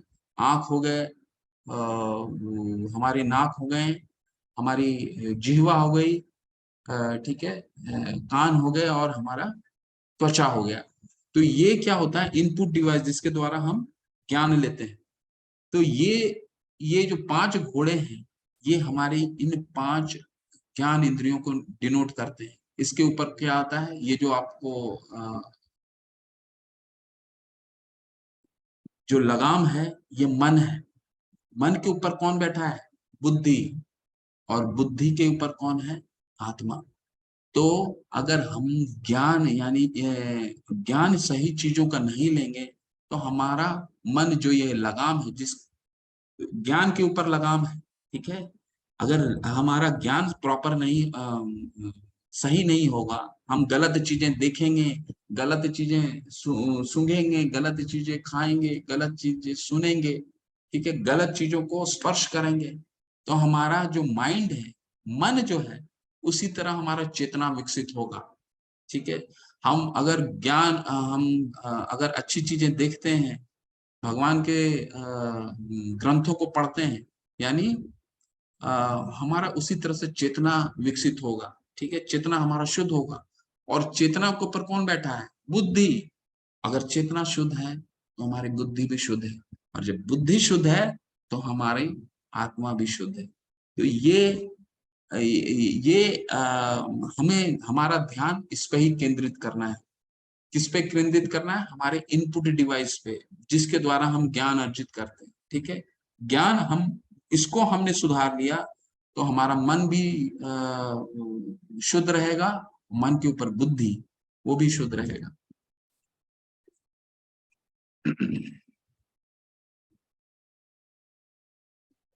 तो हम कोई भी प्रॉब्लम को समाधान करने का प्रयास इन 3 चीजों के, पहला जो 3 है, bodily platform, sensual platform, mental platform, इन तीनों के स्तर पर अगर हम किसी प्रॉब्लम को समाधान करने की खोजेंगे तो कभी भी हम समाधान नहीं कर पाएंगे। उसके लिए क्या करना पड़ेगा? हमारी चेतना विकसित ठीक करनी पड़ेगी, तब हम स्पिरिचुअल यानी इंटेलेक्चुअल प्लेटफॉर्म में पहुंचेंगे, तब हम हर प्रॉब्लम का सही समाधान कर पाएंगे। इसलिए है भरतवंशियों में श्रेष्ठ अर्जुन, प्रारंभ में ही इंद्रियों को वश में करके इसे पाप का महान प्रतीक का दमन करो और ज्ञान तथा आत्म साक्षात्कार के इस विनाशकर्ता को वध करो। यानी क्या करो? अर्जुन को क्या कह रहे हैं? अपनी इनपुट डिवाइस को सही करो, सही चीजों को देखो, सही चीजों को सुनो, सही चीजों को ग्रहण करो, तो तुम आत्म साक्षात्कार शुरू से ही जैसे कृष्ण भावनामृत में बच्चे से ही अगर हम उनको उस तरह से शिक्षा देते हैं तो उसी तरह से उत्तम टेस्ट डेवलप होगा। कल हमने पढ़ा था ना, रसो वर्ज्य रसोपस्य परम दृष्टवा निर्वर्तते। इस प्रकार है महाबाहु अर्जुन, अपने आप को भौतिक इंद्रियों, मन तथा बुद्धि से परे जानकर मन को सावधान आध्यात्मिक बुद्धि से स्थिर करके आध्यात्मिक शक्ति द्वारा इस काम रूपी दुर्जय शत्रु को जीतो। तो प्रभुपाद जी क्या कहते हैं इस अध्याय के बारे में? भगवत गीता का यह तीर्थ अध्याय निष्कर्षतः मनुष्य को निर्देश देता है कि निर्विशेष शून्यवाद को चरम लक्ष्य न मानकर अपने आप को भगवान का शाश्वत सेवक समझते हुए कृष्ण भावनामृत में प्रवृत्त हो। भौतिक जीवन में मनुष्य काम तथा प्रकृति पर प्रभुत्व पाने की इच्छा से प्रभावित होता है। प्रभुत्व तथा इंद्रिय तृप्ति की इच्छाएं बद्धजीव की परम शत्रु हैं, किंतु कृष्ण भावनामृत की शक्ति से मनुष्य इंद्रियों, मन तथा बुद्धि पर नियंत्रण रख सकता है। क्यों ऐसा रख सकता है? क्योंकि जब कृष्ण भावनामृत में जो व्यक्ति है तो हर चीजों को, अपने ज्ञान इंद्रियों को सही जगह लगा के रखता है, ठीक है। कीर्तन सुनता है, कीर्तन करता है, भगवान का उच्चिष्ट भोजन प्रसाद का ग्रहण करता है, सिर्फ और सिर्फ भगवान का लेक्चर सुनता है, भागवतम की कक्षा करता है, ठीक है। तो उसकी चेतना क्या है, शुद्ध रहती है हमेशा। इसके लिए मनुष्य को सहसा अपने नियत कर्मों को बंद करने की आवश्यकता नहीं है, अपितु धीरे धीरे कृष्ण भावनामृत विकसित करके भौतिक इंद्रियों तथा मन से प्रभावित हुए बिना अपने शुद्ध स्वरूप के प्रति लक्षित स्थिर बुद्धि से दिव्य स्थिति को प्राप्त हुआ जा सकता है। तो अपने सुबह का शुरुआत जो है भगवान की भक्ति से करिए, हरे कृष्णा का महामंत्र से कीजिए, भागवतम सुनिए। ये नहीं कि हमें न्यूज़पेपर पढ़ाना, न्यूज़पेपर क्या है, न्यूज़पेपर हमारी चेतना को अशुद्ध करते हैं। सिर्फ जितना जरूरत है उतना पढ़िए, 2 या 5 मिनट पढ़िए। नहीं तो आचार्य क्या बोलते हैं, कई लोग एक आचार्य थे, एक शिष्य थे, वो किसी के घर में गए तो जहाँ पे कीर्तन चल रहा था, तो जब बाथरूम गए वो, तो वॉशरूम में बहुत पेपर का ढेर लगा हुआ था। तो बाहर आकर के उन्होंने पूछा कि इतना न्यूज़पेपर क्यों है बाथरूम में। तो आचार्य जो वहां थे वो बोला, उस ज्ञान को जहां रहना चाहिए वो वहीं है। तो अपितु धीरे धीरे कृष्ण विगिर हो गए, ठीक है। यही इस अध्याय का सारांश है। सांसारिक जीवन का परिपक्व अवस्था में दार्शनिक चिंतन तथा यौगिक आसनों के अभ्यास से इंद्रियों को वश में करने से कृत्रिम प्रयासों से आध्यात्मिक जीवन प्राप्त करने में सहायता नहीं मिलती। उसे श्रेष्ठ बुद्धि द्वारा कृष्ण भावनामृत में प्रशिक्षित होना चाहिए। यानी प्रभुपाद जी बता रहे हैं कि हम इंद्रियों को, अपने इंद्रियों को कृत्रिम तरीके से कि मैंने सन्यास ले लिया, अब जा करके मैं भगवान का नाम जप कर रहा हूं, ये नहीं करना है, क्योंकि हृदय अशुद्ध रहता है, ठीक है। हमें क्या करना है, जो काम कर रहे हैं वो कर्म करते हुए भगवान के लिए, भगवान को उस कर्म को अर्पित करते हुए अपना कर्म करना है, ताकि हम कर्म के बंधन में ना पड़े, ना फंसे। हरे कृष्ण। इसके साथ ही ये अध्याय समाप्त होता है। थोड़ा लंबा अध्याय है।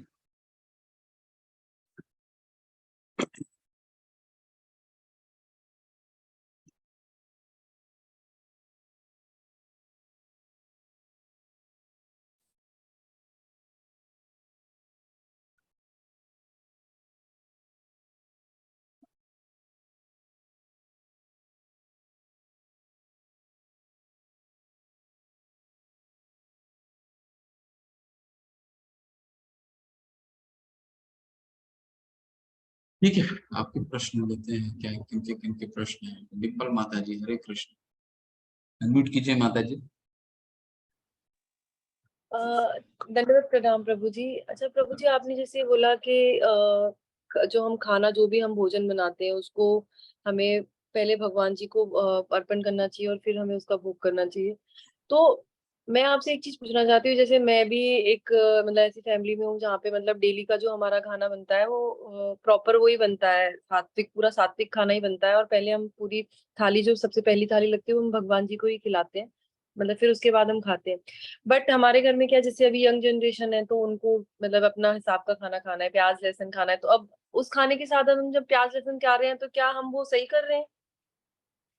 भले ही हम उस खाने में नहीं डाल रहे हैं लेकिन साथ में उसके रख के खा रहे हैं, तो हम उस प्रसाद को दूषित ही तो कर रहे हैं। बिल्कुल, उसको अलग से खाइए, उसको अलग से जी खाइए। मैं और आपका प्रश्न क्या है माता जी? प्रश्न ये क्या मतलब मैं पूछना यही चाहते यही पूछना चाहती हूँ, मैं यही पूछना चाहती हूँ, क्या ये मतलब ये तरीका सही, ये तरीका जैसे मुझे तो लगता है, क्योंकि मैं तो खैर इस फैमिली में अभी शादी होके आई हूँ तो यहाँ की प्रैक्टिसेस अलग हैं। लेकिन मुझे ये लगता है कि जब आपका मन ही शुद्ध नहीं है, एक आपने जो इसमें बताया ना कि जैसे कि आप अंदर से तो आपको वो भोग चीजें, जो चीजें आपको मिली हुई है आपको वो चाहिए, लेकिन आप ऊपरी तौर से आप मतलब भगवान को वो भोग अर्पण कर रहे हैं, लेकिन अंदर से आपकी इच्छाएं कुछ और हैं।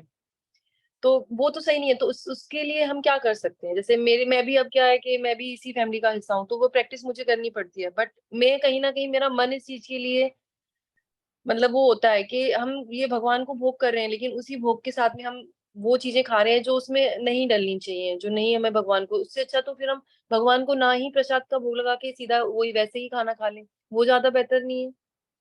हाँ, मैं समझ गया आपका माता जी। आपको सिंपल सॉल्यूशन बताता हूँ इसका। देखिए, हमें कर्तव्य निर्वाह तो करनी है, और भगवान को प्रसाद चढ़ाइए, और अगर आपके फैमिली मेंबर्स अभी लहसुन प्याज खाते हैं, वो खिलाइए उनको, क्योंकि उस चीज को निषेध नहीं करना, हमें किसी चीज को बंद नहीं करना है, उनको जोड़ना है, किसी चीज को विलग नहीं करना है। उनको अपना जो प्रसाद चढ़ाते हैं, उनको उनके थाली में प्रसाद उनको दीजिए और उनको खिलाइए प्रसाद, बस इससे ज्यादा कुछ मत कीजिए। और आप अगर शुद्ध खाते हैं तो आप अपना प्रसाद लेकर के खाइए, लेकिन किसी चीज को बदलने का प्रयास अभी मत कीजिए, क्योंकि भगवान का प्रसाद भगवान से अभिन्न है, यानी वो अलग नहीं है, वो भगवान ही है। भगवान को अपना कार्य करने दीजिए, ठीक है, कोई चीज को बदलने की आवश्यकता नहीं है, उनको प्रसाद खिलाइए बस, ठीक है। और ऐसा कोई ये नहीं है कि एक थाली में वो प्रसाद नहीं खा सकते, खाने दीजिए उनको, उनको प्रसाद जरूर खिलाइए, ठीक है।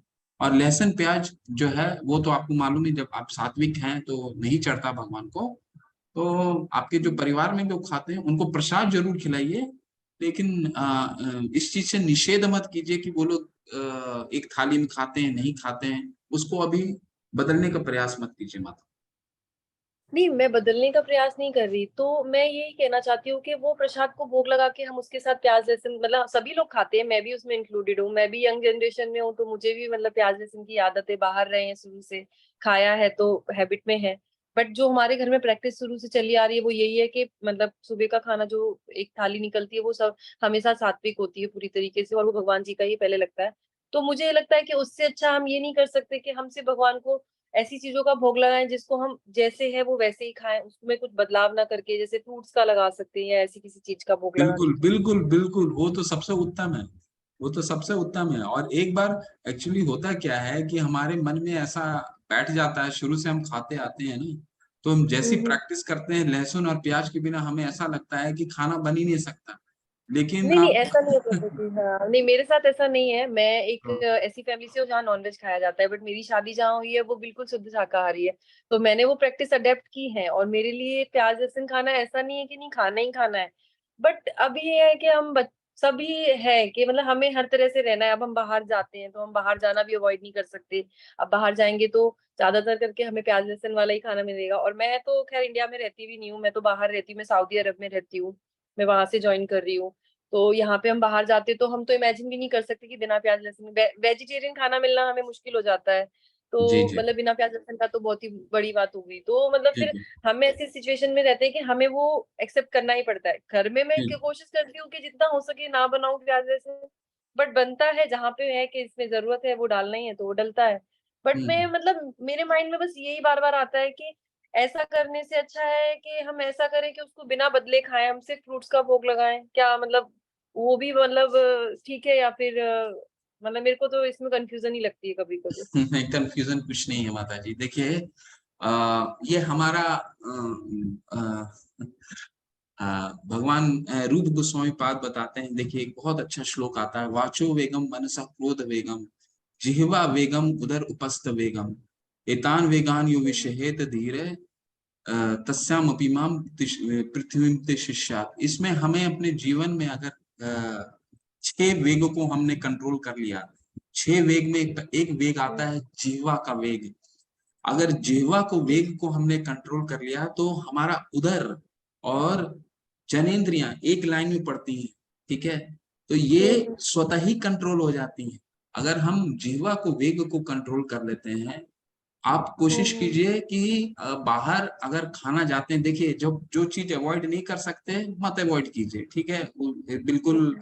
अब जैसे हमारा भी बहुत ही बाहर बहुत ट्रैवल रहता है हमारा, तो मैं तो कोशिश करता हूँ, मैंने अपना पूरा हमारा जीवन शैली ऐसा है कि हम लहसुन प्याज, हमें अगर खाना नहीं मिलेगा तो खाना नहीं खाएंगे, अदरवाइज हम राइस ले लेते हैं और दही ले लेते हैं, कहीं भी बाहर जाते हैं तो एक चावल ले लेते हैं और दही ले लेते हैं, ना तो दाल मुझसे मांग लेते हैं, इसमें हमारा काम हो जाता है। क्यों हो जाता है? क्योंकि जीवा को वेग को धीरे धीरे धीरे धीरे हमें संयमित करना, और हमें लिमिटेड रिसोर्सेज के साथ खाने का अगर हैबिट डाल दिया हमने, वो धीरे धीरे इमिडिएटली करने की आवश्यकता नहीं है।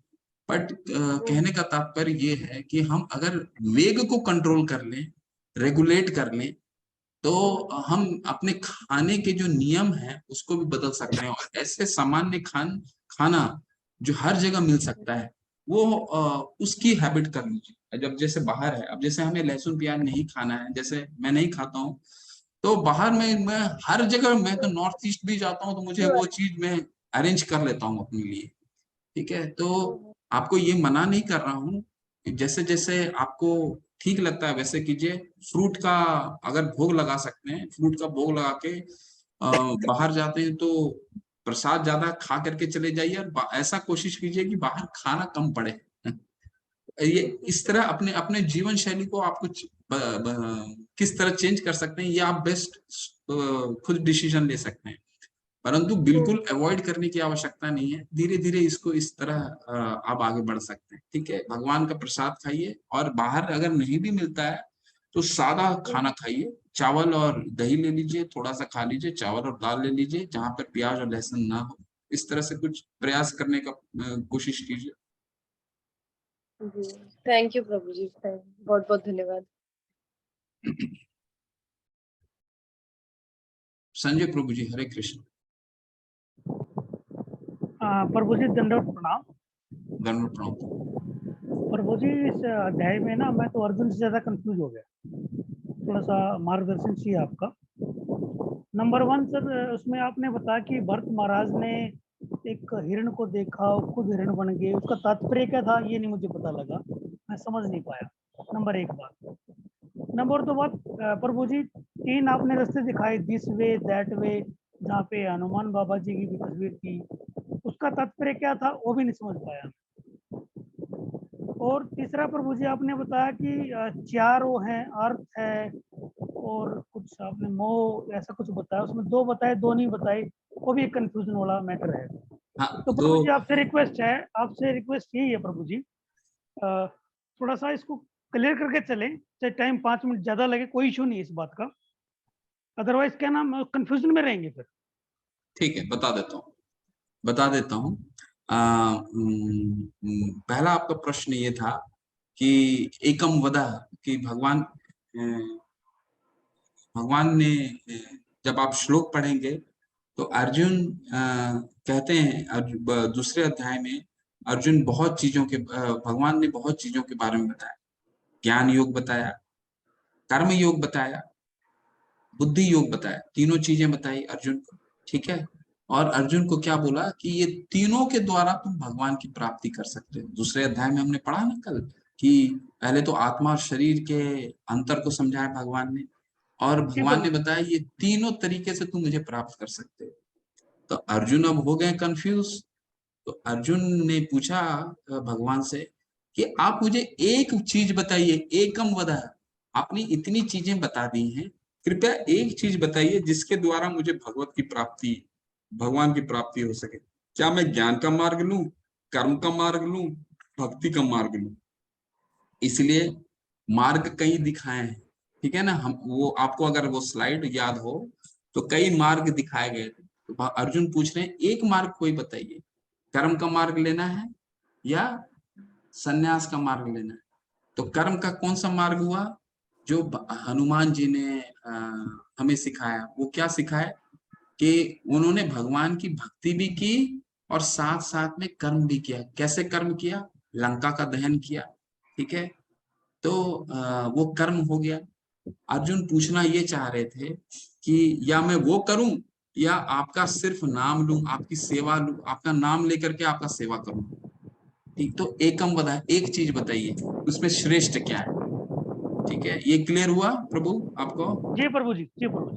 ठीक है। दूसरा प्रश्न ये था कि पहला प्रश्न मैं भूल गया, पर तीसरे प्रश्न पे आता हूं। धर्म, अर्थ, काम और मोक्ष, ये चार, इसको चार पुरुषार्थ बोलते हैं। पुरुषार्थ जो हमारा जीवन का जो पिलर है, इन चार पुरुषार्थ में खड़ा है। कौन कौन सा है? धर्म।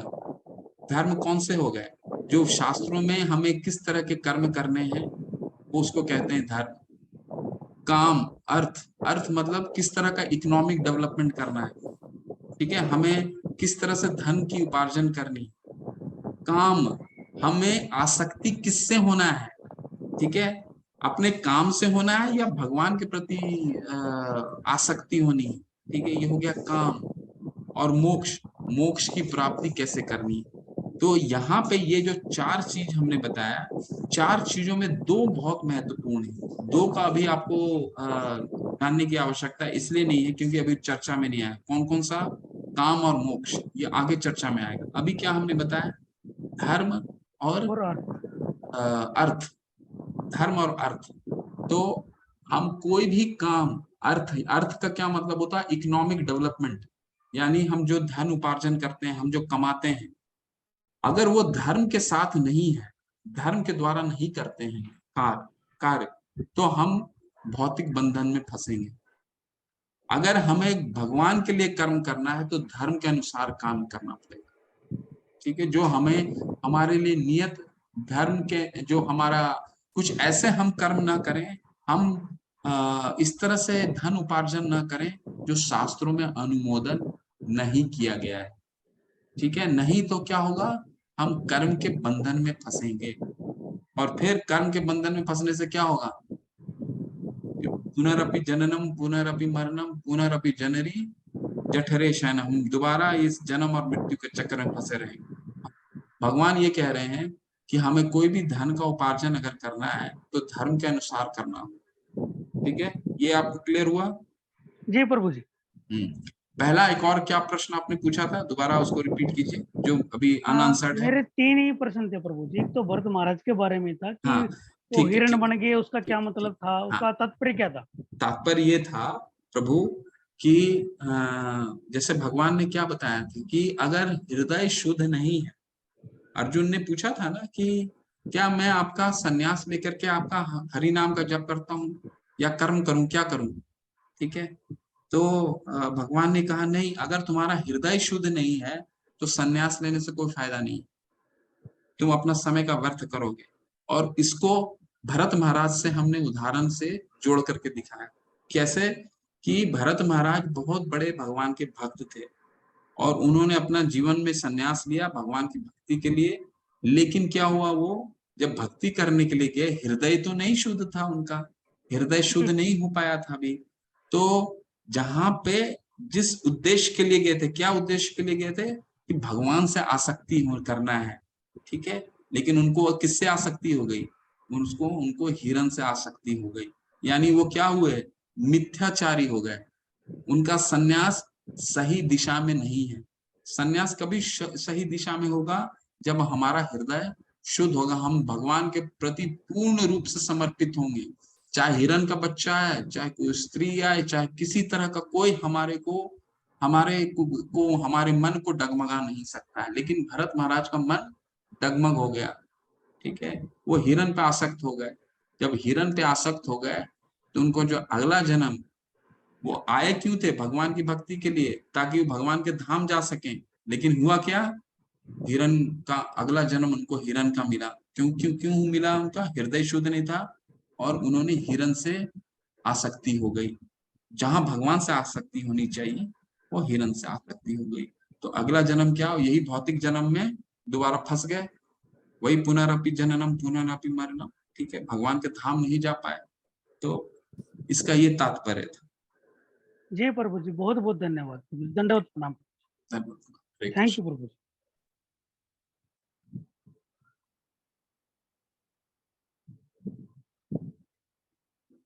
हरे कृष्णा। डॉक्टर शिल्पा माता जी प्लीज अनम्यूट कीजिए। हरे कृष्णा प्रभु जी। हरे कृष्ण। प्रभु जी, मेरे 2 प्रश्न है। एक तो आपने लास्ट स्लाइड में ये बताया था, भौतिक जीवन में मनुष्य काम तथा प्रकृति पर प्रभुत्व पाने की इच्छा रखता है। तो काम का अर्थ आपने बता दिया, आसक्ति। प्रकृति का अर्थ क्या है इस लाइन में? और दूसरा प्रश्न ये है प्रभु जी कि आपने बताया जैसे हनुमान जी ने लंका दहन करके कर्म और भक्ति दोनों को प्रदर्शित किया, तो हम कैसे काम करें कि कर्म और भक्ति दोनों को हम भी अचीव कर सकें? ये 2 प्रश्न है प्रभु जी। ठीक, हरे कृष्ण। प्रकृति जो है, प्रकृति के 3 गुण होते हैं। ठीक है, सतगुण रजोगुण, हम इसका बहुत विस्तार से 13वें अध्याय में समझेंगे माता जी। प्रकृति 3 गुणों से हमें बांधती है, सतोगुण, रजोगुण, तमोगुण। ठीक है, तो सतोगुण सबसे सबसे ऊंचा गुण होता है, सबसे श्रेष्ठ गुण होता है, जहां पे सुख और ज्ञान होता है। रजोगुण उसके नीचे होता है, जहां पे भौतिक इच्छाएं होती है। ठीक है, और तमोगुण सबसे निम्न होता है, जहां पे प्रमाद, आलस्य, निद्रा भी सिर्फ हमारा शास्त्रों के विरुद्ध हम कार्य करते हैं, प्रमाद, आलस्य। तो प्रकृति किसी न किसी ये 3 गुणों में हमें बांधती है। ठीक है, सतोगुणी भी अगर हम हो गए, बहुत अच्छा गुण भी हमने प्राप्त कर लिया, हमारे पास बहुत ज्ञान है, बहुत सुखी है, तो भी हम बंध जाते हैं। कैसे बंध जाते हैं माता जी? हमें ऐसा लगता है कि ये हमें अगर सुख प्राप्त हो गया, मान लीजिए बहुत ज्ञानी लोग होते हैं, बहुत उनके पास ज्ञान भी होता है और धन भी होता है, तो वो समझते हैं कि जीवन का सबसे ज्यादा धनी, सबसे ज्यादा सुखी तो मैं ही हूं, तो वो उससे बंध जाते हैं। ना कि उनको भगवान पे फिर विश्वास नहीं होता है। वो क्या हो जाता है, वो अपने में ही इतने खुश हो जाते हैं कि वो उस गुण के द्वारा बंध जाते हैं। ठीक है, उनसे अगर आपसे पूछिएंगे कि आप अगले जन्म में क्या बनना चाहते हैं, वो बोलेंगे मैं जो हूं वही अगला जन्म में बनना चाहता हूँ। वो कभी भी भगवान की प्राप्ति नहीं करना चाहते, वो जो मिल रहा है उससे ही सुखी रहते हैं। तो इस तरह प्रकृति हमें तीनों गुणों से बांधती है, चाहे वो सतुगुण हो और रजोगुण और तमोगुण तो बांधती है, सतोगुण भी बंध जाती है। तो इससे यही कहने का तात्पर्य है कि हम काम से तो बंधते ही हैं, प्रकृति भी हमें इन तीनों गुणों के द्वारा बांधती है। ठीक, ये तो आपको पहला प्रश्न का उत्तर। और इसको हम और विस्तार से जब हम ज्ञान योग पढ़ेंगे, 13वां अध्याय 13, 14, 15 सब ये सिर्फ सतोगुण, रजोगुण और तमोगुण के बारे में पढ़ेंगे। और हम पढ़ेंगे कि हमें प्रकृति किस तरह इन तीनों गुणा बांधती है। हम सोते भी हैं तो भी किसी न किसी गुण में सोते हैं, तमोगुण में वैसे हम लोग सोते हैं, पर हमारा कोई भी कार्य, हम खाना खाते हैं तो किस गुण में खाते हैं, हम कोई काम करते हैं तो किस गुण में करते हैं, उससे बंधते हैं। ठीक है, एक प्रश्न प्रभु जी, एक सब क्वेश्चन है इसमें। प्रकृति एक्चुअली चरक संहिता में लिखा है कि वात प्रकृति, पित्त प्रकृति और कफ प्रकृति 3 प्रकृति के मनुष्य होते हैं। तो ये और गुण में त्रिगुण बताए गए हैं, ये सत्व, रज, तम। तो ये प्रकृति वो मतलब वो प्रकृति नहीं है। नहीं, प्रकृति एक ही है माता जी, जो प्रकृति एक ही है। प्रकृति देखिए, प्रकृति क्या होता है, प्रकृति आपको समझाने का प्रयास करता हूँ। पर प्रकृति जो है ये पंचभूत से बना हुआ होता है, जल, अग्नि, वायु, आकाश, खम।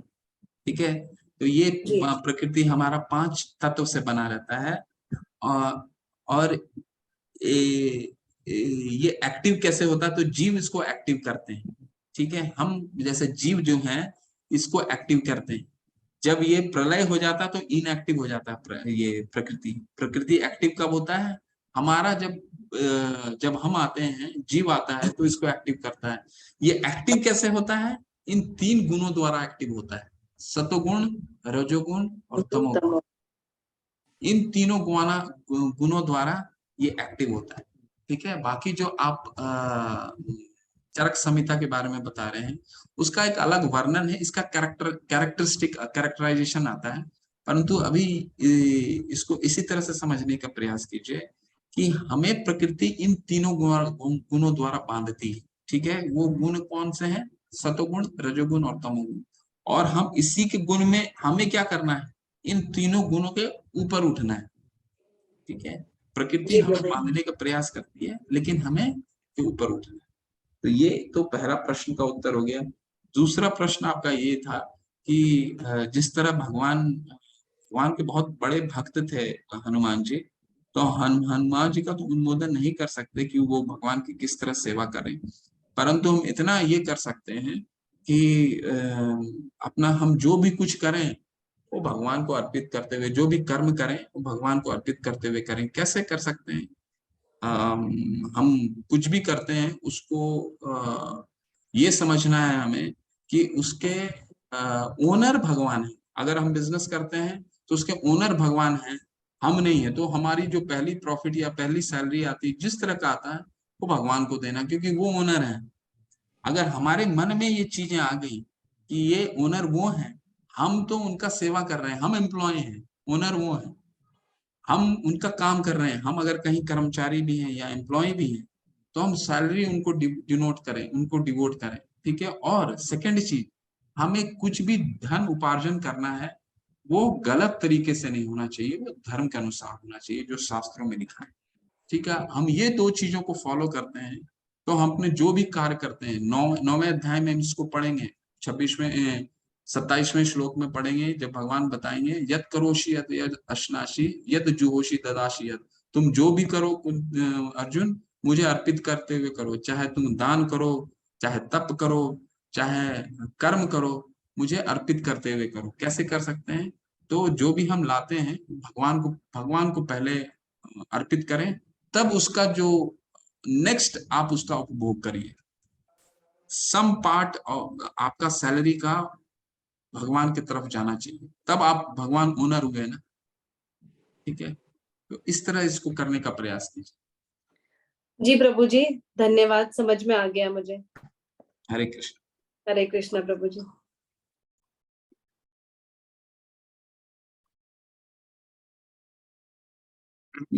रिया माता जी, हरे कृष्ण। कि प्रश्न पूछे माता। हरे कृष्ण प्रभु जी। हरे कृष्ण प्रभु जी, मेरा प्रश्न कर्मकांड से है, जिसमें आप बताते कि जो भी चीज हम खाए पिए वो भगवान को अर्पित करें। तो मेरा ये प्रश्न था इसमें कि जैसे कि हम कभी जब नॉनवेज, मतलब हमारा क्या है कि मैं एक बंगाली फैमिली से बिलोंग करती हूँ, तो हमारे यहाँ फिश बहुत ज्यादा बनती है। अगर हम वेजिटेरियन खाना खा रहे तब तो हम माँ अन्नपूर्णा को धन्यवाद करते हैं उस टाइम पे। लेकिन जब हम जैसे नॉनवेज भी जब खा रहे हैं तो क्या हमें खाते टाइम उस टाइम पे भगवान को याद करना चाहिए कि हम जब खा रहे हैं उस टाइम पे? नहीं माता जी, उस समय नहीं याद कर सकते, ठीक है। कोशिश कीजिए, धीरे धीरे जैसे आसक्ति बढ़ती है, आपका कमिटमेंट बढ़ता है, तो जो खा रहे हैं उसको कम कीजिए। बंद तो नहीं कर सकते क्योंकि हैबिट है, कम कीजिए। जो चीज एक हफ्ते में 5 बार खाते हैं तो उसको हफ्ते में 1 बार कीजिए। अगर हफ्ते में 1 बार खाते हैं तो उसको 2 हफ्ते में 1 बार कीजिए। 2 हफ्ते में 1 बार खाते हैं तो 4 हफ्ते में 1 बार कीजिए।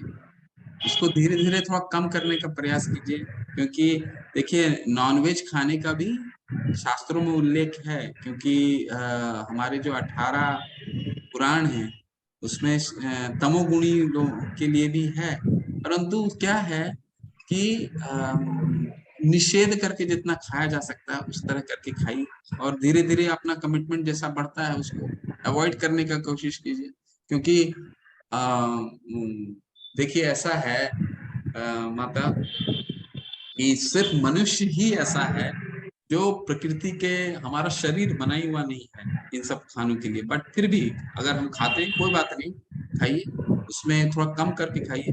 परंतु हम मनुष्य ही हैं ऐसे जो प्रकृति का विदोहन करते हैं, नहीं तो जितने भी पशु भोग योनि हैं, जितने भी, अब देखिए सब प्रकृति के नियम का पालन करते हैं। अगर शेर है तो शेर कभी भी हाथी का खाना नहीं खाएगा, हाथी है वो कभी शेर का खाना नहीं खाएगा। लेकिन हम क्या है, हम सबका खाना खाते हैं। तो हम प्रभु जी, ये जो मतलब हम अगर जो नॉनवेज खा रहे हैं तो ये क्या परितंत्र के अंदर नहीं आता? मतलब जैसे कि अभी आप जो उदाहरण दे रहे थे कि शेर बकरी को, बकरी घास को, तो जो मनुष्य है वो क्या इस परितंत्र का चक्र का हिस्सा नहीं है?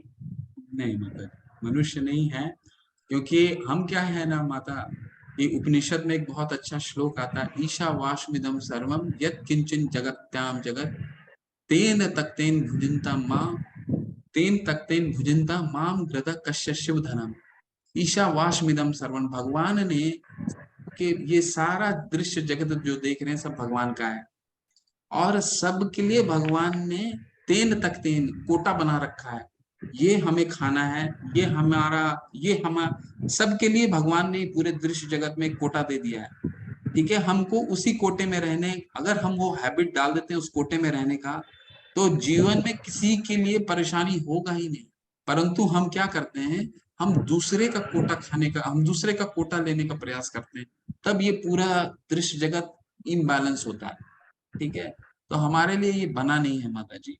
परंतु क्या है, हमारा एक हैबिट हो गया है, तो ठीक है, उसको ज्यादा वो करने का आवश्यकता है, उसको धीरे धीरे कम कर सकते हैं। धीरे धीरे आप उसको कम करते जाइए। जितना कम करेंगे स्वास्थ्य के लिए भी अच्छा है, हमारे स्वास्थ्य के लिए भी अच्छा रहेगा, चेतना शुद्ध रहता है माता, है ना।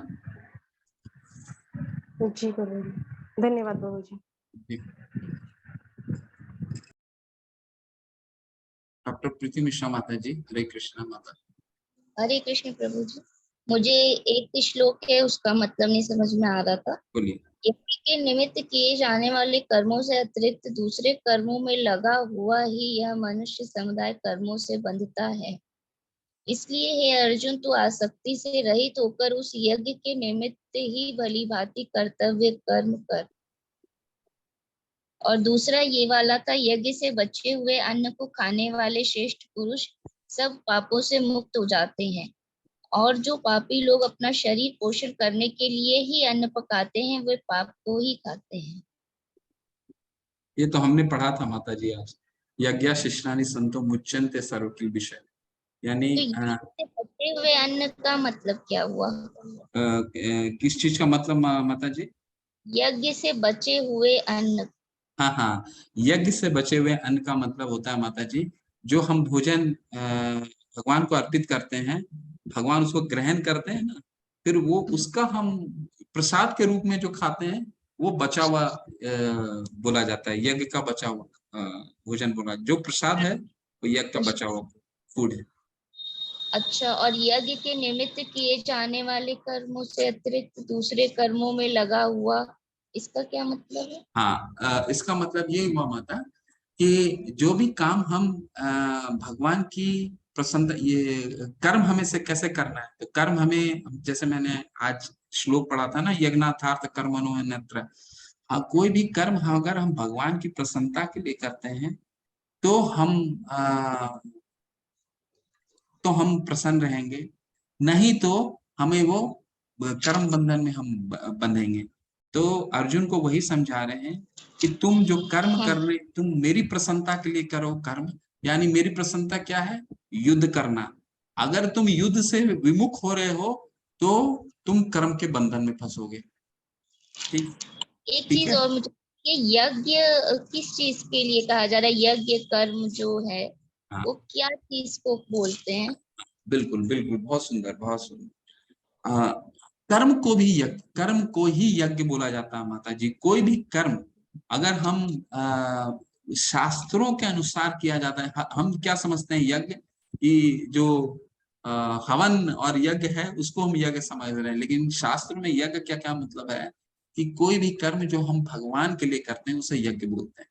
बहुत ही सिंपल तरीके से मैंने आपको बता दिया, कोई भी काम हम भगवान के लिए करते हैं तो उसे यज्ञ बोला जाता है, यज्ञ कर्म। और एक चीज और बताइए, कल आपने बताया था कि भोगना तो तय है, ये एक बात बताई थी कि जो प्रारब्ध होता है वो बदल नहीं सकता है, तो इसमें भोगना तय होता है। लेकिन क्या एक चीज और नहीं है कि परिस्थिति का दास जो नहीं बनता है वही अपना भाग्य बदलता है? हाँ हाँ माता जी, प्रारब्ध बदला जा सकता है, बिल्कुल बदला जा सकता है। अगर मैंने ये यूज किया तो गलत यूज किया। प्रारब्ध बिल्कुल बदल सकते हैं, अप्रारब्ध बिल्कुल बदल सकते हैं, आप सही कह रहे हैं। और वो कैसे बदल सकता है, हरि नाम का जाप से बदला जा सकता है। ठीक है, हरि नाम का अगर हम जाप करते हैं तो प्रारब्ध क्या होता है माता, प्रारब्ध जो हमारे पाप फलीभूत हो जाते हैं, जो दुख हम भोग रहे हैं अभी, वो प्रारब्ध है, हमारे किसी कर्मों का प्रारब्ध है जो फलीभूत हो जाते हैं।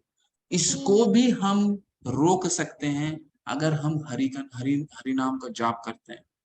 ठीक है, तो हरि नाम का जाप है ये, इसको भोगने को नहीं बदल सकते पर प्रारब्ध को बदल सकते हैं। बिल्कुल, प्रारब्ध हम बदल सकते हैं, प्रारब्ध नहीं पूरे चेन को बदल सकते हैं। पूरे चेन कहाँ है, अप्रारब्ध से शुरू होता है। अप्रारब्ध क्या होता है?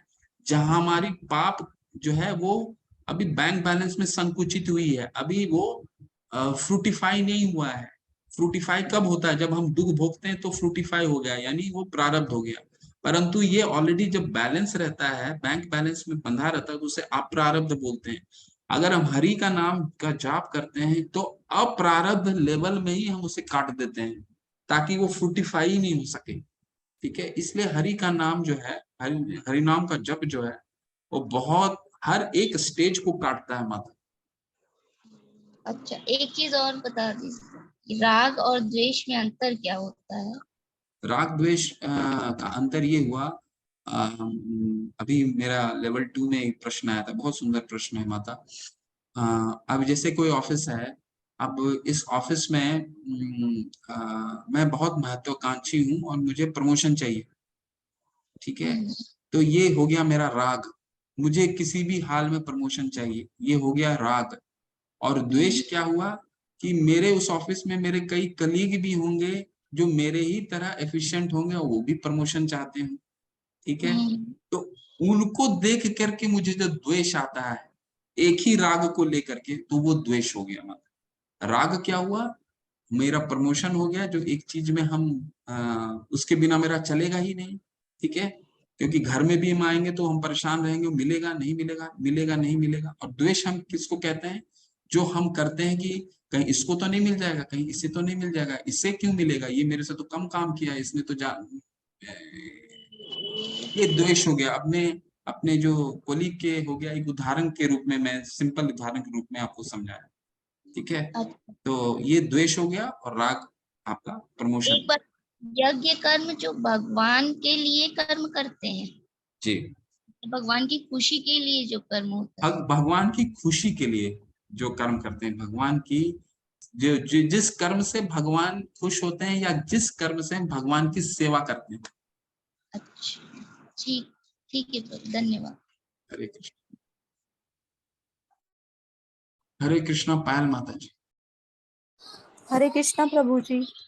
हरे प्रभु जी, कृष्ण। मेरा क्वेश्चन ये है कि जैसे इतने सारे देवी देवता होते हैं, राम जी होते हैं, हमारी फैमिली में कोई किसी को मानता है, कोई किसी को मानता है, तो बहुत सारी अनक्लैरिटी या कंफ्यूजन रहती है। अब खाटू श्याम जी को कोई मानता है, पर आपके स्कोन में मतलब मैंने कभी खाटू श्याम जी का कोई वर्णन नहीं सुना एज इट इज। तो ये जो मन में संशय होते हैं, इनको कहाँ से हटाया जाए? कि अब कोई कहता है शिव चालीसा पढ़ो, कोई ये पढ़ता है। कई बार अपने इन लॉज के साथ हमें मंदिर भी जाना पड़ता है, वहां मंदिर में इतनी कंफ्यूजन है, वहां 10 जो रूप हैं प्रभु जी, भगवान जी के, देवी देवता के अलग अलग रूप हैं, तो वो कैसे दूर हो? कोई कहता है कि शिव जी ही सब कुछ है। ठीक है माता जी, इसको दूर करने का एक उपाय है, बस हमें सुनना किसी की नहीं है, हमें शास्त्र पढ़ना है। शास्त्र क्या कहते हैं बस वो फॉलो करना है। ठीक है, क्योंकि हमारे देश में इतने कंफ्यूजन आप देखिएगा, हमारे खासकर हमारे धर्म में बहुत कंफ्यूजन है, दूसरे के धर्म में कंफ्यूजन नहीं है। क्यों? क्योंकि वो एक चीज मानते हैं। अगर मुसलमान है तो उसे वो लोग सारे मानते हैं कि अल्लाह भगवान है, या क्रिश्चियन में चला जाए तो क्राइस्ट भगवान है। भगवान तो कोई एक ही हो सकता है माता। ठीक है, लेकिन हमारे पंथ, हमारे धर्म में ऐसे कई विभक्तियां हो चुकी हैं। परंतु आपको सुनने की आवश्यकता नहीं, आप सिर्फ और सिर्फ गीता पढ़िए। गीता में सारा ज्ञान है, आपके सारे कंफ्यूजन क्लियर हो जाएंगे। आज हमने क्या देखा, भगवान ने क्या बताया है कि ये मैं एडमिनिस्टर करने के लिए देवी देवताओं को नियुक्त किया हूँ। ठीक है, तो प्राइम मिनिस्टर कोई कंट्री का एक ही हो सकता है, मिनिस्टर्स कई हो सकते हैं। ठीक है, तो ये देवता जो हमारे हैं, हमें हर मंदिर जाना है, देवताओं का आदर करना, लेकिन भगवान एक ही है। और देवता जो हैं वो भगवान के बहुत बड़े भक्त हैं, और उनको इस भौतिक जगत में एक कार्य करने के लिए उनको पावर दिया गया है। भगवान के द्वारा वो पावर दिया गया है, चाहे वो वर्षा लाने के लिए दिया जाए या फिर वायु के लिए दिया जाए। और शिव जी जो है भगवान के बहुत बड़े भक्त हैं, सबसे बड़े वैष्णव कहलाते हैं, और विष्णु तत्व के बिल्कुल बहुत करीब हैं, ठीक है। विष्णु, भगवान के बिल्कुल करीब है। हाँ देखिए, एक श्लोक आता भागवत में जिसमें वो कहते हैं तीसरे कैंटो का पहले अध्याय का पहले कैंटो का तीसरे अध्याय का 27वां श्लोक, एते चांचकला पुंच कृष्णास्तु भगवान स्वयं इंद्रियारि व्याकुलम लोकम मृडयन्ति युगे युगे। भगवान सिर्फ कृष्ण है और बाकी सब उनके अवतार हैं। तो भगवान में 64 गुण होते हैं, 64, ठीक है। और विष्णु तत्व में 94% ऑफ 64 होता है। शिव तत्व में 84%, 84% ऑफ 64 होता है। और जो जीव तत्व है, जीव तत्व में सबसे उच्च होते हैं ब्रह्मा जी, वो होते हैं 79%, ठीक है, 69। ये पूरा शास्त्र है। तो हमें सब देवताओं को आदर करना है, परंतु भगवान एक ही है, ठीक है। तो इसमें कोई कंफ्यूजन नहीं है माता जी, सिर्फ और सिर्फ आप शास्त्र पढ़िए। और अभी जो शास्त्र अभी पढ़ रहे हैं, इस शास्त्र क्या आता है प्रभु जी? अभी जो पढ़ रहे हैं सबसे सभी उपनिषदों का सार है। तो भगवत गीता पहले अच्छे से पढ़ लीजिए, जी जी जी, अच्छे से पढ़ लीजिए। इसमें बस आपको प्रभु एक बात और बताइए, जो आपने लास्ट में बोला है विष्णु तत्व जीव तत्व, उसको रिपीट कर दीजिए। उसको रिपीट करता हूँ। भगवान में 64 गुण होते हैं, ठीक है। और विष्णु जो तत्व है वो भगवान के ही अवतार है, वो भी भगवान ही है। उसमें 94% होता है, 64 गुणों का 94%, 94, ठीक है। और शिव तत्व जो है, भगवान शिव हैं, उनमें 84% भगवान के गुण होते हैं, 84%, ठीक जी है। और इसके बाद जीव तत्व आते हैं, जो ब्रह्मा जी हमारे जो सबसे हेड हैं, ब्रह्मा जी जीव तत्व के, वो 79% है। तो हम कितना भी कर लें तो हम ब्रह्मा जी तक ही पहुंच पाएंगे, 79% है, 69, ठीक है। तो ये टोटल समीकरण है। ये इस तरह से आप देखने का प्रयास कीजिए। तो भगवान क्या है? भगवान एक ही है माता, बाकी सब जी उनके प्रभु जी। भगवान राम, भगवान विष्णु में कोई अंतर नहीं है। आप किसी को भी पूछ सकते हैं, कृष्ण हो, राम हो, विष्णु हो, सब भगवान है। देवता जो है भगवान के अंग है, अंश है। जिस तरह पेड़ के टहनियां होते हैं ना, पत्ते टहनियां, तो ये सब भगवान के अंश हैं, देवी देवताएं, ठीक है। तो इसको इस तरह से समझने का प्रयास कीजिए, ये चीज को लिख लीजिए। और हम कल के भी अध्याय में पढ़ेंगे, 7वें अध्याय में भी पढ़ेंगे, 9वें अध्याय में भी पढ़ेंगे देवी देवताओं के बारे में। तो आराम से ध्यान से सुनिए, आपका सारा कंफ्यूजन क्लियर होते जाएगा। जी जी, बस जो अर्थात विष्णु जी, राम जी और कृष्ण जी तो एक ही हैं, भगवान यही बिल्कुल है ना? बिल्कुल बिल्कुल, जो भगवान राम के जी है। श्वास अवतार हैं, भगवान ही, सब भगवान है। राम जी भगवान है, विष्णु भगवान है, सब भगवान के श्वास अवतार हैं। तो सब भगवान है, आप किसी को भी पूछ सकते हैं, कोई इसमें फर्क नहीं। जी जी, बहुत बहुत धन्यवाद प्रभु जी। हरे कृष्णा। हरे कृष्ण। निधि माता जी। हरे कृष्ण गुरुजी। हरे कृष्ण माता जी, प्लीज। गुरुजी, जैसे अभी पायल जी ने पूछा, मेरा भी सवाल कुछ वैसा ही है कि मैं दुर्गा माँ को बहुत मानती हूँ, और अभी कुछ दिनों से मैंने लड्डू गोपाल जी की सेवा करनी शुरू करी है। तो मैंने गीता भी अपने हिसाब से जैसे मुझसे पढ़ी जा रही है, मैं उसको पढ़ने की कोशिश कर रही हूँ। तो मैं हरे कृष्णा का महामंत्र का भी जप करती हूँ। तो मेरे को लगता है कि मेरी जो पूजा पहले मैं कर रही थी दुर्गा माँ की, वो मैं ऐसे ही कंटिन्यू करूँ या क्या करना है, बहुत कंफ्यूजन है।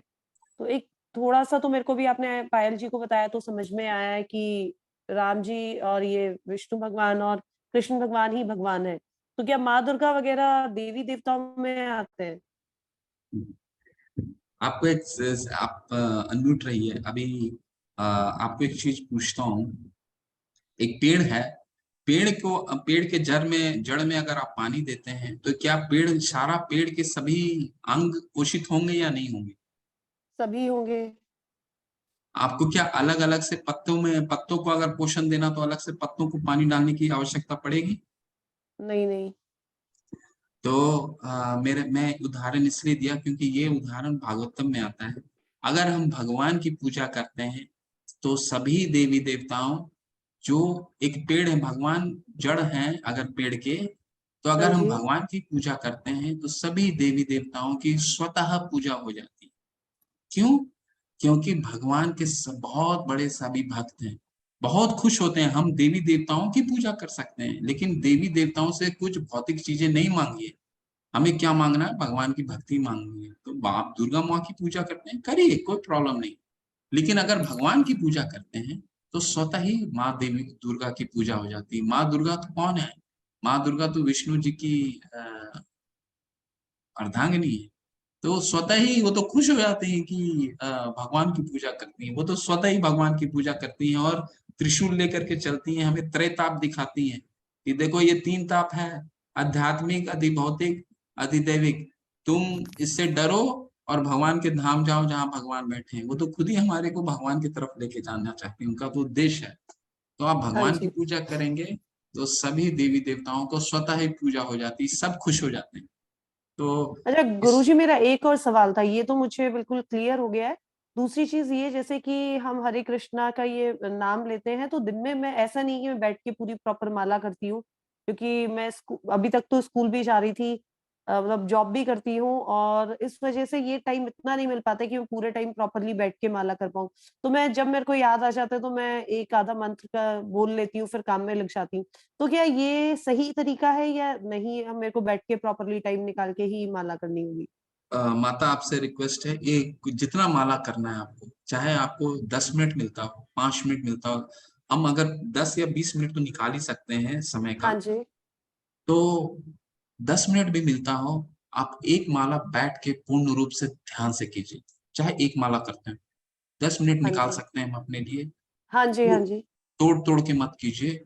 सुबह उठिए, एक माला, आप एक माले से स्टार्ट कीजिए और 108 माला पूरा कीजिए। सामने भगवान की तस्वीर रखिए और उसको, उनको देखते हुए कीजिए। यहाँ से हाँ शुरू जी। कीजिए, ठीक है? आप एक बार कीजिए, इंटेंसिटी के साथ कीजिए, एक ही माला कीजिए, 10 मिनट कीजिए। मतलब 108 बार मंत्र का जाप करने के लिए आप बोल रहे जी हैं? एक बिल्कुल, ये माला में 108 बीट्स होते हैं? बिल्कुल 108 हाँ बीट्स जी। होते हैं। हर एक बीट्स में आप हरे कृष्ण महामंत्र कीजिए। 10 हाँ जी। 8 से 9 मिनट लगेंगे माता जी। और सब शब्दों को क्लिष्ट से बोलिए और उनको सुनिए, ठीक है? क्योंकि इसमें क्या होगा, हम सारे इंद्रियों को भगवान के मंत्र उच्चारण में लगाएंगे। जीभ को भगवान के लिए लगा देंगे, सुनने के लिए लगा देंगे, हाथों को लगा देंगे। तो क्या हम इंगेज रहेंगे? नहीं तो क्या होता है कि हम पूरे दिन इतना काम करते हैं, अगर धीरे धीरे बोलेंगे तो हमारा मन भटक जाता है, जो काम कर रहे हैं वही मन में आने लग जाता है, हाँ ठीक हाँ है? हाँ। तो कोशिश कीजिए कि वो मन में आएगा, जाने दीजिए मन को जहां जाना है। वो धीरे धीरे धीरे रेगुलेट होगा। परंतु आप क्या कीजिए, जोर जोर से बोलिए और 10 मिनट एक माला से शुरू कीजिए और वो इंटेंसिटी के साथ अच्छे से कीजिए, भगवान का नाम लेते। ठीक है, धन्यवाद गुरुजी। हरे कृष्ण, हरे हरे कृष्ण। कृष्णा। हरे कृष्ण प्रभु जी। हेमंत जी जी। प्रभु जी, मैं बोल रही थी, जो आपने बताया प्रभु जी 4 पुरुषार्थ, प्रभु जी वो क्लियर नहीं हुआ। ठीक है, इसको नोट करके रखिए, कल दोबारा समझाएंगे। भी आप समझा देता हूँ। जो 2 मुख्य चीजों को लेकर के मैंने बात किया कि हम जो भी कमाते हैं उसको अर्थ बोलते हैं, धर्म अर्थ काम मोक्ष। 4 पिलर हैं जो हमारे जीवन जिसमें खड़ा रहता है, जिसमें मैंने आपको ये क्या बताया कि जो हम कमाते हैं, जो भी धन कमाते हैं, वो धर्म के अनुसार होना चाहिए। नहीं तो वो हम कर्म के बंधन में फंसते रहेंगे, मतलब वो हमें शांति प्रदान नहीं करेगा। अगर हमारा धन उपार्जन गलत तरीके से धर्म के अनुसार नहीं है तो हम हम कभी भी खुश नहीं रह सकते, प्रसन्न नहीं रह सकते, ऐसा शास्त्र में, ठीक है? तो आज के लिए बस इतना समझने का प्रयास कीजिए, क्योंकि आज मैं आपको सिर्फ 4 पुरुषार्थ हैं, इसमें सिर्फ 2 के बारे में आपको कोरिलेट करके बताया कि हम जो भी धन उपार्जन करते हैं वो धर्म के अनुसार, ठीक है माता? अच्छा, और प्रभु जी एक मेरा प्रश्न था प्रभु जी, और कि जैसे कि हम लोग कहते हैं कि बहुत बार मैं सुन चुकी हूँ कि हम लोग भक्ति जहाँ से मतलब कि छोड़े हैं फिर वहीं से स्टार्ट होता है। ये कॉन्सेप्ट क्लियर नहीं हो रहा है प्रभु जी कि ये मतलब किस तरह से समझा जाए इसे। हाँ बिल्कुल बिल्कुल, कल मैंने आपको बताया था ना कि आप अपने जीवन में देखते होंगे कि कई लोग भक्ति को बहुत जल्दी ग्रिप कर लेते हैं, बहुत जल्दी वो भक्त बन जाते हैं। ठीक है, उनको एक्सपोज कीजिए और बचपन से ही उनका रुझान रहता है।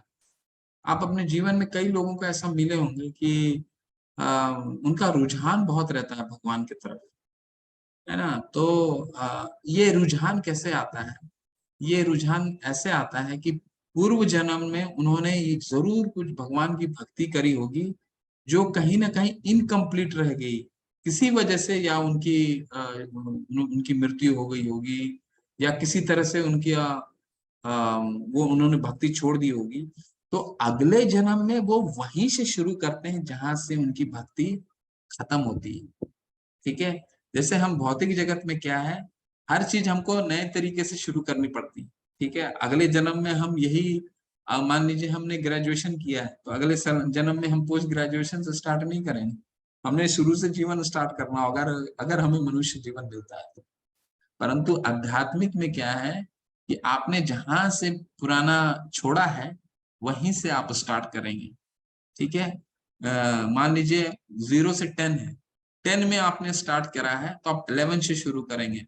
लेकिन भौतिक जगत का क्या है, आपको 0 से हर बार 0 से स्टार्ट करना पड़ेगा।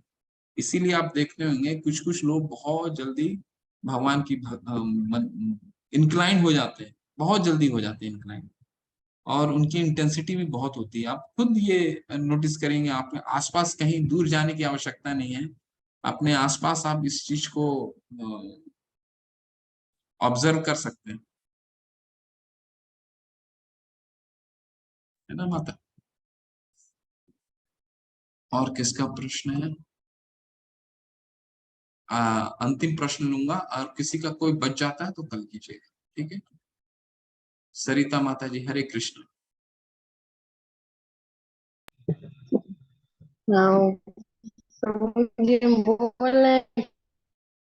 हरे कृष्ण माता, हरे कृष्ण माता जी, प्रश्न कीजिए। आपका वॉइस नहीं आ रहा है, आवाज नहीं आ रही है। बोल रहे प्रभु जी कि चंदन के माला से क्या हम हर देवी देवता का जाप कर सकते हैं? चंदन की माला से? हाँ, जैसे चंदन माला से कृष्ण जी का जाप कर रहे, विष्णु जी का जाप कर रहे, तो क्या महामृत्युंजय मंत्र का जाप, दुर्गा माँ का जाप, लक्ष्मी माँ का जाप कर सकते हैं? माता जी कर सकते हैं, अब जाप करने में कोई इशू नहीं है, बिल्कुल किसी भी माला से कर सकते हैं आप। परंतु आप कोशिश कीजिए नीम की माला लीजिए, नीम की माला से शुरू कीजिए। पर आप किसी भी माला से कर सकते हैं, बस होना 108 बीट होना चाहिए। बट हम रिकमेंड करते हैं कि नीम का माला से शुरू कीजिए, बट आप माला किसी से कर सकते हैं, कोई दिक्कत नहीं, से कर सकते हैं। जैसे कि मृत्युंजय मंत्र का जाप जरूरी है कि रुद्राक्ष माला से करे, चंदन माला से भी हो सकता है ना प्रभु जी? जी हो सकता है माता जी, बिल्कुल हो सकता है, एकदम जी हो सकता प्रभु, यही पूछना था हमको प्रभु जी। जी जी, हरे कृष्ण। हाँ, हरे कृष्णा प्रभु जी। ठीक है, चलिए फिर चलते हैं, कल मिलेंगे आपसे। वाञ्छाकल्पतरुभ्यश्च कृपा सिन्धुभ्येव च पतितानां पावनेभ्यो वैष्णवेभ्यो नमो नमः। अनंत कोटि वैष्णव वृंद की जय, शिला प्रभुपाद की जय। हरे कृष्ण। आप सभी